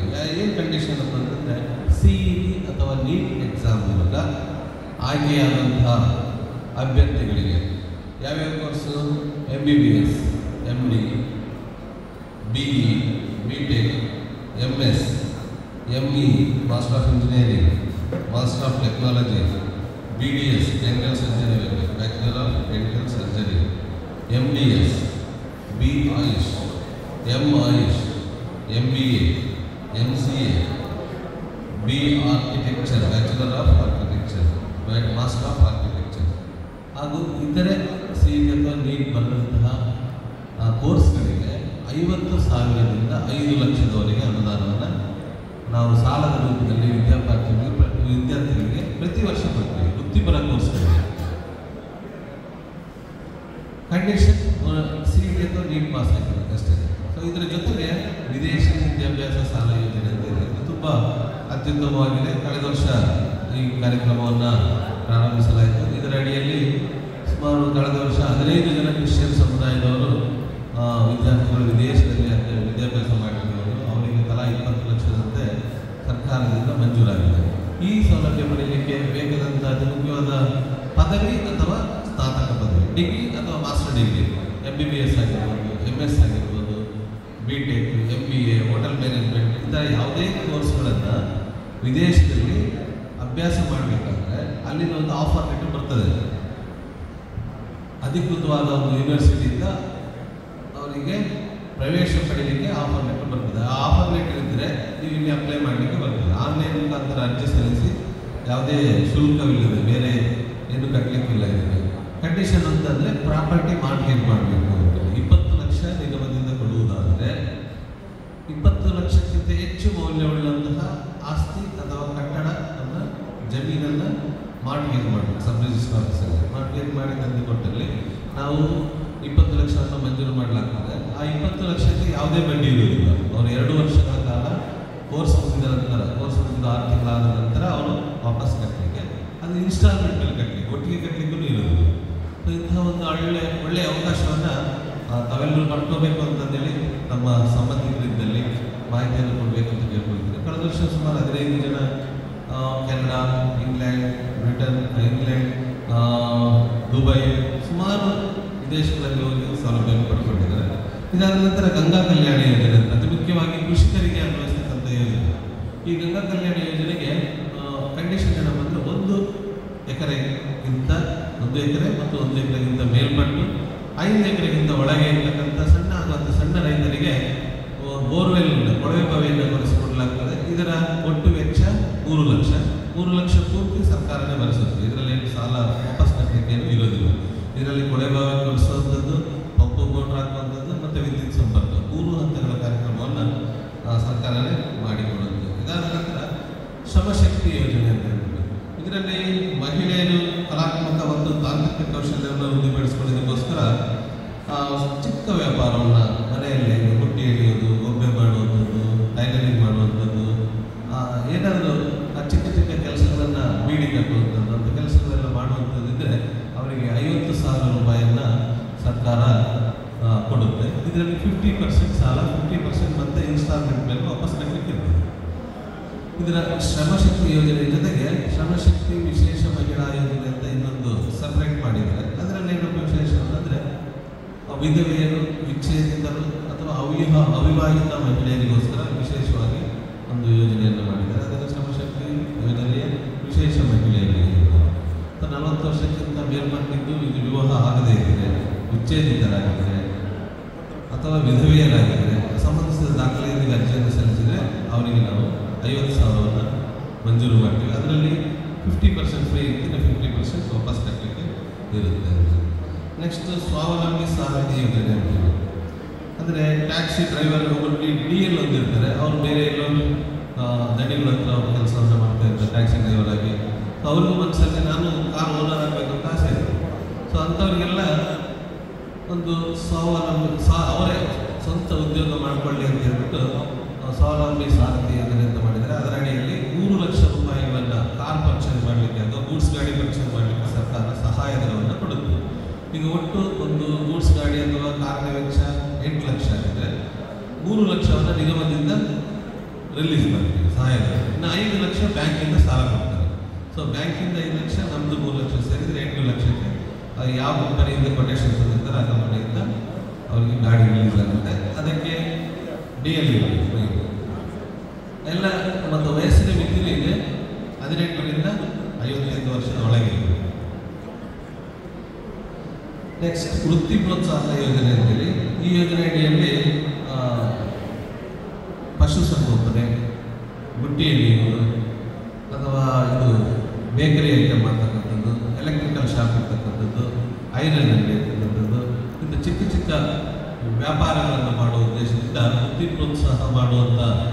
ವೃತ್ತಿ ಪ್ರೋತ್ಸಾಹ ಯೋಜನೆ ಅಡಿಯಲ್ಲಿ ಆ ಥರ ಚಿಕ್ಕ ಚಿಕ್ಕ ವ್ಯಾಪಾರ ಮಾಡುವಂಥದ್ದಕ್ಕೆ 1 ಲಕ್ಷವನ್ನು ಕೊಡಲಾಗ್ತದೆ. ಅದರಲ್ಲಿ 50,000 ಸಹಾಯಧನ ಇರುತ್ತೆ, 50,000 ಸಾಲ ನಿಗಮದಿಂದಲೇ ಕೊಡಲಾಗ್ತದೆ.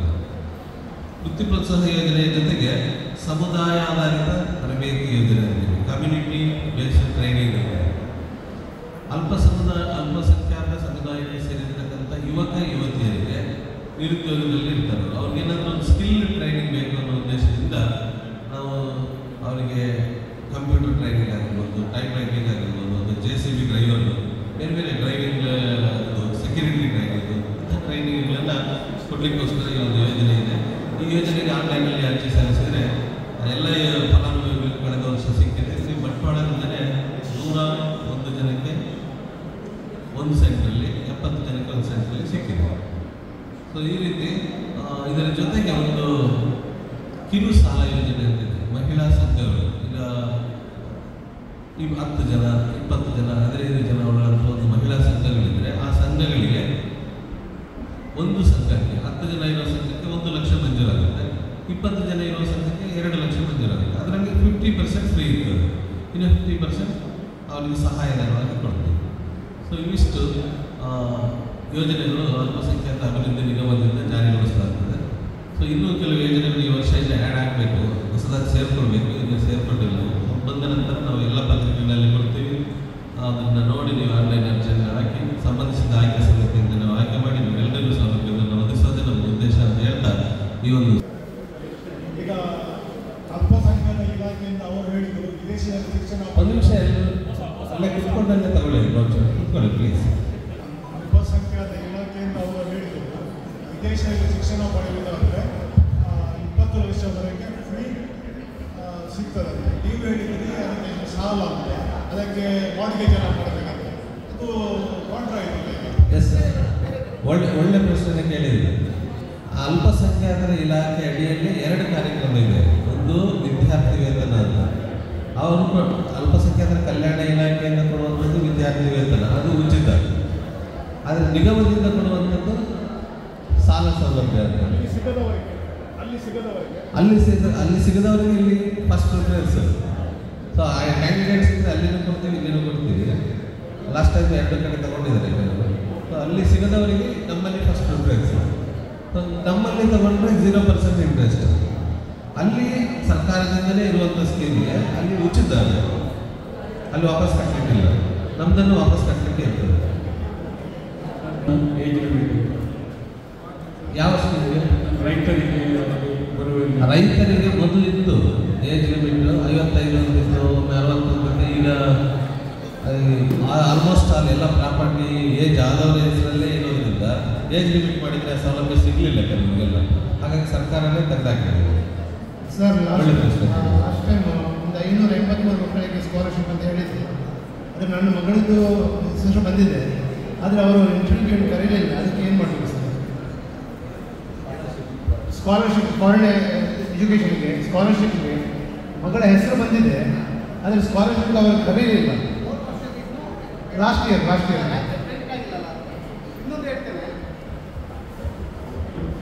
ದಯವಿಟ್ಟು ನಿಮ್ಮಲ್ಲಿ ಒಂದು ವಿನಂತಿ, ವಿದ್ಯಾರ್ಥಿ ವೇತನದ ಡೇಟನ್ನು ಎಕ್ಸ್ಟೆಂಡ್ ಮಾಡಿ ಅಂತ ರಿಕ್ವೆಸ್ಟ್ ಬರೋದು ನಿಮ್ಮಿಂದ.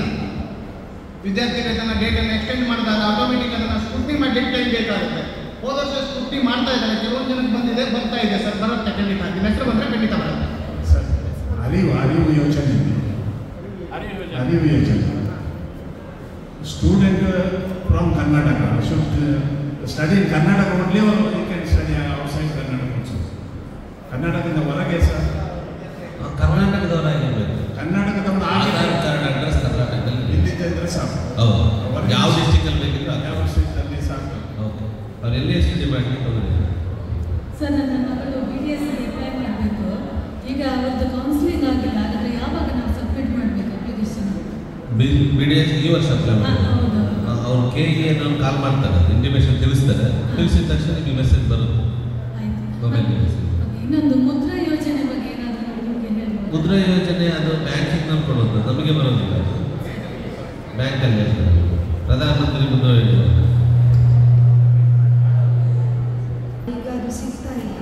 ಹೌದು. ಮೊದಲು ಎಲ್ಲ DCS ಟ್ರೈನಿಂಗ್, D.Ed, B.Ed ಎಲ್ಲರಿಗೂ ಕೊಡ್ತಾ ಇದ್ರು. ಇತ್ತೀಚಿನ ದಿನಗಳಲ್ಲಿ CET ಅಥವಾ ನೀಟ್ ಪಾಸ್ ಆದ ಕೆಲವೇ ಕೋರ್ಸ್ನಲ್ಲಿ ಏನು ಒಂದು ಹೇಳಿದ್ರು, ಆ ವೃತ್ತಿಪರ ಕೋರ್ಸ್ಗಳಿಗೆ ಮಾತ್ರ ಕೊಡ್ತಾ ಇದ್ದಾರೆ. ಎಲ್ಲದಕ್ಕೂ ಕೊಡಿ ಅಂತ ಹೇಳ್ಬಿಟ್ಟು ನಮ್ಮ ION ಸಾಹೇಬರು ರಿಕ್ವೆಸ್ಟ್ ಮಾಡಿದ್ದಾರೆ. ಸೊ ಮುಂದಿನ ದಿನಗಳಲ್ಲಿ ಬರ್ಬೋದು. ಕಾರಣದಿಂದ ಅದನ್ನು ನಿಲ್ಲಿಸಿದ್ರು. ಕೊರೋನಾ ಟೈಮಲ್ಲಿ ಸ್ಟಾಪ್ ಮಾಡಿದ್ರು. ಸಿಗ್ತಾ ಇತ್ತು, ಹೌದು, ಎಲ್ಲರಿಗೂ ಅದು ಸರ್ಕ್ಯುಲರಲ್ಲಿ ಮೆನ್ಷನ್ ಆಗಲಿಲ್ಲ ಈ ವರ್ಷದಲ್ಲಿ. ನೆಕ್ಸ್ಟ್ ಬರ್ಬೋದು, ಬಂದರೆ ಮಾಡ್ಬೋದು, ಏನು ತೊಂದರೆ ಇಲ್ಲ. ಸರ್, ಅದು ವಿದೇಶಿ ಸಾಲ ಯೋಜನೆ ಇದೆಯಲ್ಲ, ಅದು ಗೌರ್ಮೆಂಟ್ ರೆಕಗ್ನೈಸ್ಡ್ ಇನ್ಸ್ಟಿಟ್ಯೂಷನಲ್ಲಿ ಸ್ಟಡಿ ಮಾಡಿದರೆ ಮಾತ್ರ ಸಿಗುತ್ತೆ ಅಬ್ರಾಡಲ್ಲಿ. ಅಂದರೆ ಕೆಲವೊಂದು ಇನ್ಸ್ಟಿಟ್ಯೂಟ್ ಕೆಲವರು ಅಂದರೆ 500 ಇನ್ಸ್ಟಿಟ್ಯೂಟ್ ಮಾತ್ರ ಲಿಸ್ಟಲ್ಲಿ ಉಂಟಂತ ಹೇಳ್ತಾರೆ. ಹಾಗೆ ಏನಾದರೂ ಉಂಟಾ? ಅಬ್ರಾಡ್ ಸ್ಟಡಿಗೆ ಇಲ್ಲಿ ಇಂಡಿಯಾದಲ್ಲಿ ಸ್ಟಡಿ ಮಾಡಿರ್ತಾರಲ್ಲ, ಅವರು 60% ಇದ್ದು ವಿದೇಶದಲ್ಲಿ ಅಧಿಕೃತವಾಗಿ ಆಥರೈಸ್ಡ್ ಆಗಿರಬೇಕು. ಈಗ ಬ್ಯಾಂಕಿಂಗ್ ಇರ್ತದೆ, Canara bank authorised bank, SBI authorised bank, ಆ ಥರ. ಅದು ಯೂನಿವರ್ಸಿಟಿ ಆಥರೈಸ್ಡ್ ಯೂನಿವರ್ಸಿಟಿ ಆಗಿರಬೇಕು. ರ್ಯಾಂಕಿಂಗ್ 500 ಏನಿಲ್ಲ, ಈಗ ಅದು ಫಸ್ಟಿಗೆ ಇತ್ತು 500 ಮಾತ್ರ ಅಂತೇಳಿ, ಮತ್ತೆ ಎಕ್ಸ್ಟೆಂಡ್ ಮಾಡಿದ್ರು. ಸೌಲಭ್ಯ ಸಿಗಲಿಲ್ಲ. ಜಸ್ಟ್ ಆಫರ್ ಲೆಟರ್, ಅವರು ಎಕ್ಸಾಮ್ ಕೊಡ್ತಾರೆ, ಎಕ್ಸಾಮ್ ಪಾಸ್ ಆದರೆ ಆಫರ್ ಲೆಟರ್ ಕೊಡ್ತಾರೆ. ಆಫರ್ ಲೆಟರ್ ಇಟ್ಕೊಂಡು ನೆಕ್ಸ್ಟ್ ಪ್ರೋಸೆಸ್ ವೀಸಾ ಅದೆಲ್ಲ ಸ್ಟಾರ್ಟ್ ಸ್ಕಾಲರ್ಶಿಪ್ ಬಗ್ಗೆ ಇದೆ. Thank you sir. ಎಲ್ಲರಿಗೂ ಸಿಗ್ತದ ಪ್ರಿಪೇರ್ ಆಗಿ ಅದು ಆ್ಯಕ್ಚುಲಿ ಸ್ವಾವಲಂಬಿ ಸಾರಿಗೆ ಯೋಜನೆಯಲ್ಲಿ ಅಪ್ಲೈ ಮಾಡಿದರೆ ಅಲ್ಲಿಂದ ಸರ್ಕಾರದಿಂದ ಇಷ್ಟಿಷ್ಟು ಫಂಡನ್ನು ಲಿಮಿಟ್ ಮಾಡ್ತಾರೆ. ಅಂದರೆ ಒಂದು ಜಿಲ್ಲೆಗೆ 20 ಜನಕ್ಕೆ, 15 ಜನಕ್ಕೆ, 30 ಜನಕ್ಕೆ ಅಂತ ಲಿಮಿಟ್ ಮಾಡ್ತಾರೆ. ಅಷ್ಟೇ ಅರ್ಜಿ 20 ಜನಕ್ಕೆ ಲಿಮಿಟ್ ಮಾಡಿದಾಗ 20 ಅರ್ಜಿ ಬಂದರೆ ಎಲ್ಲರಿಗೂ ಸಿಗ್ತದೆ. 200 ಅರ್ಜಿ ಬಂದಾಗ ಪ್ರಾಬ್ಲಮ್. 20 ಜನಕ್ಕೆ ಅವ್ರು ಅಲ್ಲಿಂದ ಕೊಟ್ಟಿದ್ದಾರೆ, ಇಷ್ಟೇ ಫಂಡ್ ಇರೋದು ಮಾಡಿ ಅಂತ. 200 ಅರ್ಜಿ ಇದೆ. ಸೊ ಅವಾಗ ಆಯ್ಕೆ ಮಾಡುವಾಗ ನಾವು ಲಾಟ್ರಿ ಸಿಸ್ಟಮನ್ನು ಫಾಲೋ ಮಾಡ್ತೀವಿ. ಪಾಸ್ ಆಗಿದ್ದಾರೆ ಯೂನಿವರ್ಸಿಟಿಗಳಲ್ಲಿ ವಿದೇಶ ಆಫರ್ ಲೆಟರ್ ಎಕ್ಸಾಮ್ ಬರೀತಾರೆ ಅವರೊಂದು ಎಕ್ಸಾಮ್ ಸೆಲೆಕ್ಟ್ ಆಗಬೇಕು ಅಥವಾ ಮಾರ್ಕ್ಸ್ ಕಾರ್ಡ್ ಎಲ್ಲ ವೆರಿಫಿಕೇಶನ್ ಆದಮೇಲೆ ಅವರೊಂದು ಆಫರ್ ಲೆಟರ್ ಕೊಡ್ತಾರೆ you are eligible for this course. ಅದಿದ್ರೆ ಸಾಕು. ನೆಕ್ಸ್ಟ್ ಪ್ರೊಸೆಸ್ ಟೈಮಿಂಗ್ ಸೆಪ್ಟೆಂಬರ್ 2 ಇದೆ. ಸೆಪ್ಟೆಂಬರ್ 2 ಇದೆ. ವಿದೇಶ ವಿದ್ಯಾಭ್ಯಾಸ ಮಾಡೋದು. Okay sir. ಯೋಜನೆ ನಾವು ಅಪ್ಲಿಕೇಶನ್ ಹಾಕಿದ್ದೇವೆ. ಅದರ ಒಂದು 2 ವರ್ಷದಿಂದ ನಾವು ಹಾಕ್ತೇವೆ. ಆದ್ರೆ ಸಹ ನಮಗೆ ಸಿಗುವುದಿಲ್ಲ. ಯಾಕೆ? ನಮ್ಮ ಅಲ್ಪಸಂಖ್ಯಾತ ನಿಗಮಕ್ಕೆ ಬಂದ ಹಣ ಎಲ್ಲಿ ಹೋಗ್ತದೆ ನನಗೆ ಹೇಳ್ಬೇಕು. ಕರೆಕ್ಟ್. ಈಗ ಅದೇ ಸ್ವಾವಲಂಬಿ ಸಾರಥಿ ಯೋಜನೆ ಥರನೇ ನಿಮಗೆ ಸರ್ಕಾರದಿಂದ 10 ಜನಕ್ಕೆ ಬಂದಿರ್ತದೆ. ಬಂಟ್ವಾಳ ಕ್ಷೇತ್ರಕ್ಕೆ 10 ಜನ ಶ್ರಮಶಕ್ತಿ ಯೋಜನೆ ಅಡಿಯಲ್ಲಿ ಇರ್ತಕ್ಕಂಥ ಫಲಾನುಭವಿಗಳಿಗೆ ಕೊಡಿ ಅಂತ ಬಂಟ್ವಾಳ ಕ್ಷೇತ್ರಕ್ಕೆ 10 ಜನಕ್ಕೆ ಬಂದಿರುತ್ತೆ. ನಾವು ಆಯ್ಕೆ ಸಮಿತಿ ಅಧ್ಯಕ್ಷರು MLA ಮತ್ತು ಕಮಿಟಿಯವರು ಇರ್ತಾರೆ. ನಾವು ಅರ್ಜಿ 100 ಬಂದಿರುತ್ತೆ. ಮಾಡಬೇಕಾಗಿರೋದು 10 ಮಾತ್ರ. ನಾವು 100 ಅರ್ಜಿಗಳನ್ನು ಆಯ್ಕೆ ಸಮಿತಿಗೆ ಕಳಿಸ್ಕೊಡ್ತೀವಿ. ಆಯ್ಕೆ ಸಮಿತಿಯವರು ಏನು ಮಾಡ್ತಾರೆ, ಯಾರಾದರೂ 10 ಜನನ ಮಾತ್ರ ಮಾಡಲಿಕ್ಕೆ ಅವಕಾಶ ಇದೆ. ಸೊ ಆ 10 ಜನ ಇಲ್ಲ ಇದೆ ನಮ್ಮ ಹತ್ರ ಡಾಕ್ಯುಮೆಂಟ್ಸ್ ಇದೆ. ಆ ಥರ ಮಾಡೋಕ್ಕೆ ಬರಲ್ಲ. ಎಲ್ಲ ಆನ್ಲೈನ್ ಅರ್ಜಿ ಹೇಗೆ ಬೇಕಾಗಿ ಮೊದಲು ಮಾಡೋದಂದ್ರೆ ಗೊತ್ತಿಲ್ಲ ನನಗೆ. ಈಗೆಲ್ಲ ಏನು ಮಾಡಲಿಕ್ಕೆ ಬರಲ್ಲ. ಆನ್ಲೈನ್ ಅರ್ಜಿ ಇರುತ್ತೆ, ID ನಂಬರ್ ಇರುತ್ತೆ, ಅದನ್ನು ಕ್ಲಿಕ್ ಮಾಡಿದರೆ ಮೊಬೈಲಲ್ಲೇ ಚೆಕ್ ಮಾಡ್ಬೋದು. ಬಂಟ್ವಾಳ ಕ್ಷೇತ್ರದಿಂದ 8 ಜನಕ್ಕೆ 10 ಜನಕ್ಕೆ ಬಂದರೆ ಅಷ್ಟೇ ಜನ ಕೊಡಲಿಲ್ಲ. ಅರ್ಜಿ ಜಾಸ್ತಿ ಇದ್ದಾಗ ಸಿಗೋದಿಲ್ಲ. ಅಷ್ಟೇ ಪ್ರಾಬ್ಲಮ್. ಬೇರೆ 6 ಲಕ್ಷದವರೆಗೆ ಇದ್ದಾರೆ. 6 ಲಕ್ಷದ ಒಳಗಿದ್ದರೆ ಪ್ರತಿ ವರ್ಷಕ್ಕೆ 10 ಲಕ್ಷದಂತೆ 2 ವರ್ಷಗಳಿಗೆ 20 ಲಕ್ಷ. ಅಕಸ್ಮಾತ್ ನೀವು 1 ವರ್ಷದ ಕೋರ್ಸ್ ಮಾತ್ರ ಆಗಿದ್ರೆ ಖಾಲಿ 10 ಲಕ್ಷ ಸಿಗೋದು. ಹಾಗಾದ್ರೆ 20 ಲಕ್ಷ 2 ವರ್ಷದ ಒಮ್ಮೆ ಸರಿಬೇಕಂದ್ರೆ ಕೊಡುವುದಿಲ್ಲ. ಅಲ್ಲಿ ಲಿಮಿಟೆಡ್ ಇದೆ. 1 ವರ್ಷಕ್ಕೆ 10 ಲಕ್ಷದಂತೆ. ಮತ್ತೆ next income above 6 lakh and below 3 lakh annum ಇದ್ದರೆ ವರ್ಷಕ್ಕೆ 5 ಲಕ್ಷದಂತೆ 2 ವರ್ಷಗಳಿಗೆ 10 ಲಕ್ಷ. ಇಲ್ಲಿ 1 ವರ್ಷದ ಕೋರ್ಸ್ ಇದ್ರೆ 5 ಲಕ್ಷ ಸಿಗೋದು. 10 ಲಕ್ಷ ಅಲ್ಲ. 6ರ ಮೇಲೆ 15ರ ಒಳಗಿರಬೇಕು. 15ರ ಮೇಲಿದ್ರೆ ಅವಶ್ಯಕತೆ ಇಲ್ಲ ಅಂತ ನನ್ನದು ಅಭಿಪ್ರಾಯ. ತಮ್ಮದು ಅದೇ ಆಗಿರಬೇಕು. ಸರ್, ನನಗೆ ಒಂದು ಕ್ಲಿಯರ್ ಆಗಿಲ್ಲ. ಅದು MBBS ಈಗ ಇದು ಕೌನ್ಸಿಲಿಂಗ್ ಸ್ಟಾರ್ಟ್ ಆಗಿಲ್ಲ. ಈಗ ಸ್ಟಾರ್ಟ್ ಆಗ್ತಾ ಇದೆ ಮಾತ್ರ. ಇದು ನಿಮ್ಮ CET ನಂಬರನ್ನು ಹಾಕಿ ನಿಮಗೆ ಆ ನಂಬರಲ್ಲಿ ಅಕಸ್ಮಾತ್ ನೀವು ಆಯ್ಕೆ ಆದಲ್ಲಿ ನಿಮ್ಮ ಇದಕ್ಕೆ KE ಅವರು ಪೇಡ್ ಮಾಡ್ತಾರೆ. ಡೈರೆಕ್ಟ್ ಆಗಿ ಪೇಡ್ ಮಾಡ್ತಾರ. ಇನ್ನು 1 ಅಥವಾ 2 ಮಾತ್ರ ಅವಕಾಶ ದಯಮಾಡಿ ಹೊತ್ತಾಗ್ತಾ ಉಂಟು. ಸೊ ಈಗ ಅವರಿಗೆ ಕೌನ್ಸಿಲಿಂಗ್ ಸ್ಟಾರ್ಟ್ ಆಗುತ್ತೆ ಇನ್ನು ಮುಂದೆ. ಅವರಿಗೆ ಫೀಸ್ ದುಡ್ಡು ಬೇಕಂದ್ರೆ ಹೇಗೆ ಸಿಗುತ್ತೆ? ನಾವು ಯಾವಾಗ ಅಪ್ಲೈ ಮಾಡಬೇಕು? ನಿಗಮದಿಂದ KEAಗೆ ಅದು ರಿಲೀಸ್ ಆಗ್ತದೆ. ಇನ್ ಕೇಸ್ ಆಗಲಿಲ್ಲ ಅಂದರೆ ನೀವು ಕೈಯಿಂದ ಕಟ್ಟಿದರೆ ಅಷ್ಟು ಅಮೌಂಟನ್ನು ಅದು ಕಾಲೇಜಿಗೆ ಬರ್ತದೆ. ಕಾಲೇಜಿಗೆ ಬರುತ್ತೆ. ಆ ಕಾಲೇಜಿಗೆ ಬಂದಾಗ ಒಂದು ನಿಮ್ಮ ಫೀಸ್ ಕಾಲೇಜಿಗೆ ಕಟ್ಟಬೇಕಾಗಿರುತ್ತಲ್ವ, ಅದಕ್ಕೆ ಅಡ್ಜಸ್ಟ್ ಆದರೂ ಮಾಡ್ಬೋದು. ಇಲ್ಲ ಕಾಲೇಜಿನವ್ರು ನಿಮಗೆ ವಾಪಸ್ ಆಗುತ್ತೆ. ನಿಮ್ಮದು ಹಣ ಇಲ್ಲಿ ಹೋಗಲ್ಲ, ಸೌಲಭ್ಯ ಇಲ್ಲ.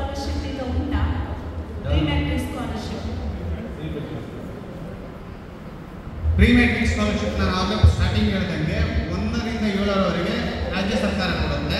SSPಯಲ್ಲಿ ಅರ್ಜಿ ಕರೆದಾಗ ಅಪ್ಲಿಕೇಶನ್ ಹಾಕಬೇಕು. 1ರಿಂದ 8 ರಾಜ್ಯ ಸರ್ಕಾರ ಕೊಡುತ್ತೆ. 9, 10ಕ್ಕೆ ಸೆಂಟ್ರಲ್ ಗೌರ್ಮೆಂಟ್ ಕೊಡುತ್ತೆ. NSPಯಲ್ಲೂ SSPಯಲ್ಲೂ ಎರಡರಲ್ಲೂ ಹಾಕಬೇಕು. ಉಂಟು SSPಯಲ್ಲಿ ಮಾಡಬೇಕು ಮತ್ತು NSPಯಲ್ಲಿ. ಪ್ರೀ ಮೆಟ್ರಿಕ್ಕನ್ನು ನೀವು 9, 10ನೇ ತರಗತಿ ಆಗಿದ್ದರೆ NSPಯಲ್ಲೂ ಮಾಡಬೇಕು, SSPಯಲ್ಲೂ ಮಾಡಬೇಕು. ಎರಡನ್ನೂ ಮಾಡಬೇಕು.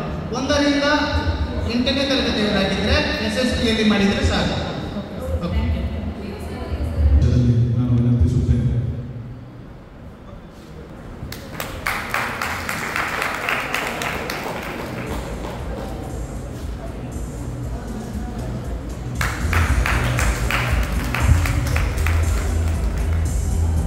ಸ್ವಲ್ಪ ಹೊತ್ತಿನಿಂದ ಯಾರು ಇದ್ದೀವಿ ಧನ್ಯವಾದ ಹೇಳಿಕ್ಕಂತ ಅದಕ್ಕೆ ಬೇಗ ಧನ್ಯವಾದ ಮುಗಿಸ್ತೇನೆ. ಕಥೋಲಿಕ್ ಸಭಾ ಮಂಗಳೂರು ಪ್ರದೇಶ ರಿಜಿಸ್ಟರ್ಡ್ ಬಂಟ್ವಾಳ ವಲಯ ಇದರ ಮುಂದಾಳತ್ವದಲ್ಲಿ ದಕ್ಷಿಣ ಕನ್ನಡ ಅಲ್ಪಸಂಖ್ಯಾತರ ಕಲ್ಯಾಣ ಇಲಾಖೆ ಮತ್ತು ನಿಗಮ ಇದರ ಸಹಯೋಗದೊಂದಿಗೆ ಅಲ್ಪಸಂಖ್ಯಾತರಿಗೆ ಸಿಗುವ ಸವಲತ್ತುಗಳ ಬಗ್ಗೆ ಮಾಹಿತಿ ಶಿಬಿರವನ್ನು ಇಂದು ಈ ಸಭಾಭವನದಲ್ಲಿ ನೆರವೇರಿಸಲಾಯಿತು. ಈ ಸಭೆಗೆ ಈ ಸಭಾಭವನ ಒದಗಿಸಿಕೊಟ್ಟು ಈ ಕಾರ್ಯಕ್ರಮಕ್ಕೆ ಆಶೀರ್ವಚನ ಮಾಡಲು ಆಗಮಿಸಿದ ಬಂಟ್ವಾಳ ವಲಯದ ಪ್ರಧಾನ ಧರ್ಮಗುರುಗಳು ಹಾಗೂ ಬಂಟ್ವಾಳ ವಲಯದ ಕಥೋಲಿಕ್ ಸಭೆಯ ಆಧ್ಯಾತ್ಮಿಕ ಗುರುಗಳಾದ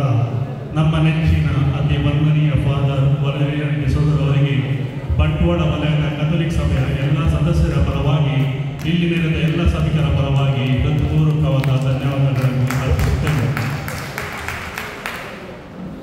ಈ ಕಾರ್ಯಕ್ರಮಕ್ಕೆ ಉದ್ಘಾಟನೆಗೆ ಆಗಮಿಸಿದ ಬಂಟ್ವಾಳ ವಿಧಾನಸಭೆಯ ಕ್ಷೇತ್ರದ ಶಾಸಕರು, ನಮ್ಮ ನೆಚ್ಚಿನ ಜನನಾಯಕರು ಶ್ರೀ ರಾಜೇಶ್ ನಾಯಕ್ ಉಳಿಪಾಡಿ ಗೊತ್ತು ಇವರು ಇಲ್ಲಿಂದ ನಿರ್ಗಮಿಸಿದ್ದಾರೆ.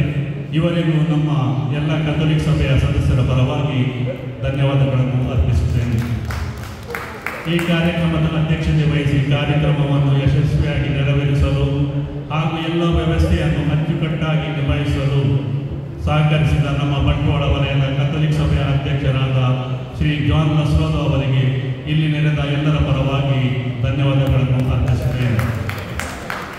ಈ ಕಾರ್ಯಕ್ರಮಕ್ಕೆ ನಮ್ಮ ಮೇಲೆ ಅಭಿಮಾನವಿಟ್ಟು ನಮ್ಮ ಪ್ರೀತಿಯ ಕರೆಗೆ ಓಗೊಟ್ಟು ತಮ್ಮ ಎಲ್ಲ ಕೆಲಸವನ್ನು ಬದಿಗಿಟ್ಟು ಮುಖ್ಯ ಅತಿಥಿಗಳಾಗಿ ಆಗಮಿಸಿದ ಕರ್ನಾಟಕ ವಿಧಾನ ಪರಿಷತ್ತಿನ ಸದಸ್ಯರು, ಕ್ರೈಸ್ತ ಧರ್ಮದ ಕೆಚ್ಚೆದೆಯ ಮುಖಂಡರಾದ ಶ್ರೀ ಐವನ್ ಡಿಸೋಜರ್ ಅವರಿಗೂ ಧನ್ಯವಾದಗಳನ್ನು ಅರ್ಪಿಸುತ್ತೇನೆ. ಈ ಸಭೆಗೆ ಮುಖ್ಯ ಅತಿಥಿಗಳಾಗಿ ಆಗಮಿಸಿದ ಮಾಜಿ ಶಾಸಕರು ಹಾಗೂ ಕರ್ನಾಟಕ ಸರ್ಕಾರದ ಕ್ರಿಶ್ಚಿಯನ್ ಅಭಿವೃದ್ಧಿ ಸಮಿತಿಯ ಸದಸ್ಯರ ಈ ಕಾರ್ಯಕ್ರಮದ ವ್ಯವಸ್ಥೆಯನ್ನು ರೂಪಿಸಲು ಶ್ರಮವಹಿಸಿದ ಕಥೋಲಿಕ್ ಸಭಾ ಮಂಗಳೂರು ಪ್ರದೇಶದ ನಿಕಟಪೂರ್ವ ಅಧ್ಯಕ್ಷರಾದ ಶ್ರೀ ಸ್ಟ್ಯಾನಿಲೋಬರ್ ಅವರಿಗೆ ಇಲ್ಲಿ ನೆರೆದ ಎಲ್ಲರ ಪರವಾಗಿ ಧನ್ಯವಾದಗಳನ್ನು ಅರ್ಪಿಸುತ್ತೇನೆ. ಅಲ್ಪಸಂಖ್ಯಾತರಿಗೆ ಸಿಗುವ ಸವಲತ್ತುಗಳ ಬಗ್ಗೆ ವಿವರಣೆ ನೀಡಲು ಸಂಪನ್ಮೂಲ ವ್ಯಕ್ತಿಗಳಾಗಿ ಆಗಮಿಸಿದ ಜಿಲ್ಲಾ ವ್ಯವಸ್ಥಾಪಕರು, ಅಲ್ಪಸಂಖ್ಯಾತರ ಕಲ್ಯಾಣ ಇಲಾಖೆ ಮಂಗಳೂರು ಇದರ ವ್ಯವಸ್ಥಾಪಕರಾದ ಮಂಜುನಾಥ ಇವರಿಗೂ ತಮ್ಮೆಲ್ಲರ ಪರವಾಗಿ ಧನ್ಯವಾದಗಳನ್ನು ಅರ್ಪಿಸುತ್ತೇನೆ. ಹಾಗೆ ಈ ಮಾಹಿತಿ ಶಿಬಿರಕ್ಕೆ ಸಂಪನ್ಮೂಲ ವ್ಯಕ್ತಿಗಳಾಗಿ ಆಗಮಿಸಿದ ಇನ್ನೋರ್ವ ವ್ಯಕ್ತಿ ಶ್ರೀ ಯಶೋಧರ ಜಿ, ಜಿಲ್ಲಾ ವ್ಯವಸ್ಥಾಪಕರು, ಅಲ್ಪಸಂಖ್ಯಾತರ ಅಭಿವೃದ್ಧಿ ನಿಗಮ ಮಂಗಳೂರು ಇವರಿಗೂ ನಿಮ್ಮೆಲ್ಲರ ಪರವಾಗಿ ಧನ್ಯವಾದಗಳನ್ನು ಅರ್ಪಿಸುತ್ತೇನೆ. ಈ ಕಾರ್ಯಕ್ರಮಕ್ಕೆ ಅತಿಥಿಗಳಾಗಿ ಆಗಮಿಸಿದ PUC ರೊಡ್ರಿಗಸ್ ಹಾಗೂ ವಕೀಲರಾದ ಶ್ರೀ ರೋಷನ್ ಡಿಸೋಜ ಇವರಿಗೂ ತಮ್ಮೆಲ್ಲರ ಪರವಾಗಿ ಧನ್ಯವಾದಗಳನ್ನು ಅರ್ಪಿಸುತ್ತೇನೆ. ಈ ಕಾರ್ಯಕ್ಕೆ ಸ್ಟೇಜಿನ ಡೆಕೋರೇಷನ್ ಹಾಗೂ ಎಲ್ಲ ಉಸ್ತುವಾರಿಯನ್ನು ವಹಿಸಿದ ಕಥೋಲಿಕ್ ಸಭಾ ಅಗ್ರಹಾರ ಘಟಕದ ಅಧ್ಯಕ್ಷರಾದ ಮ್ಯಾಕ್ಸಿಮ್ ಸಿಪಿಯರ ಹಾಗೂ ಅನಿಲ್ ನರೋನ ಇವರಿಗೆ ನಮ್ಮ ಕಥೋಲಿಕ್ ಸಭೆಯ ಎಲ್ಲ ಸದಸ್ಯರ ಪರವಾಗಿ ತುಂಬ ಹೃದಯದ ಧನ್ಯವಾದಗಳನ್ನು ಅರ್ಪಿಸುತ್ತೇನೆ. ಈ ಕಾರ್ಯಕ್ರಮಕ್ಕೆ ಸೌಂಡ್ ಸಿಸ್ಟಮ್ಸ್ ಉಚಿತವಾಗಿ ಒದಗಿಸಿದ ವೆಲಂಕಣಿ ಸೌಂಡ್ ಸಿಸ್ಟಮ್ನ ಮಾಲೀಕರಾದ ಲೊರೆಂಟೊ ಘಟಕದ ಶ್ರೀ ವಿನ್ಸೆಂಟ್ ಫೆರ್ನಾಂಡಿಸ್ ಅವರಿಗೂ ಧನ್ಯವಾದಗಳನ್ನು ಅರ್ಪಿಸುತ್ತೇನೆ. ಈ ಕಾರ್ಯಕ್ರಮಕ್ಕೆ ಆಗಮಿಸಿದ ಘಟಕದ ಎಲ್ಲ ಚರ್ಚಿನ ಧರ್ಮಗುರುಗಳಿಗೂ ಹಾಗೂ ಧರ್ಮ ಭಗಿನಿಯರಿಗೂ ತುಂಬ ಹೃದಯದ ಧನ್ಯವಾದಗಳನ್ನು ಅರ್ಪಿಸುತ್ತೇನೆ. ಬಂಟ್ವಾಳ ಪುರಸಭೆಯ ತಾಲೂಕು ಪಂಚಾಯತ್ ಎಲ್ಲ ಸದಸ್ಯರಿಗೂ, ಹಿಂದೂ ಬಾಂಧವರಿಗೂ, ಈ ಕಾರ್ಯಕ್ರಮಕ್ಕೆ ಆಗಮಿಸಿದ ಎಲ್ಲ ಸುದ್ದಿವಾಹಿನಿಯ ಪತ್ರಕರ್ತರಿಗೂ ಧನ್ಯವಾದಗಳನ್ನು ಅರ್ಪಿಸುತ್ತೇನೆ.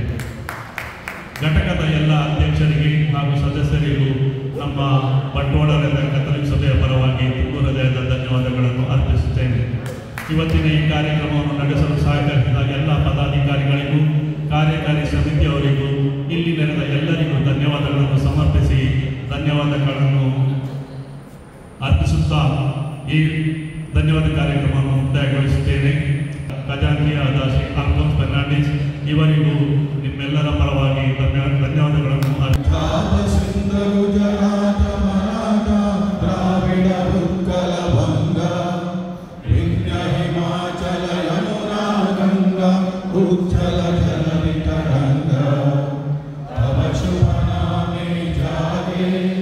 तव शुभ आशीष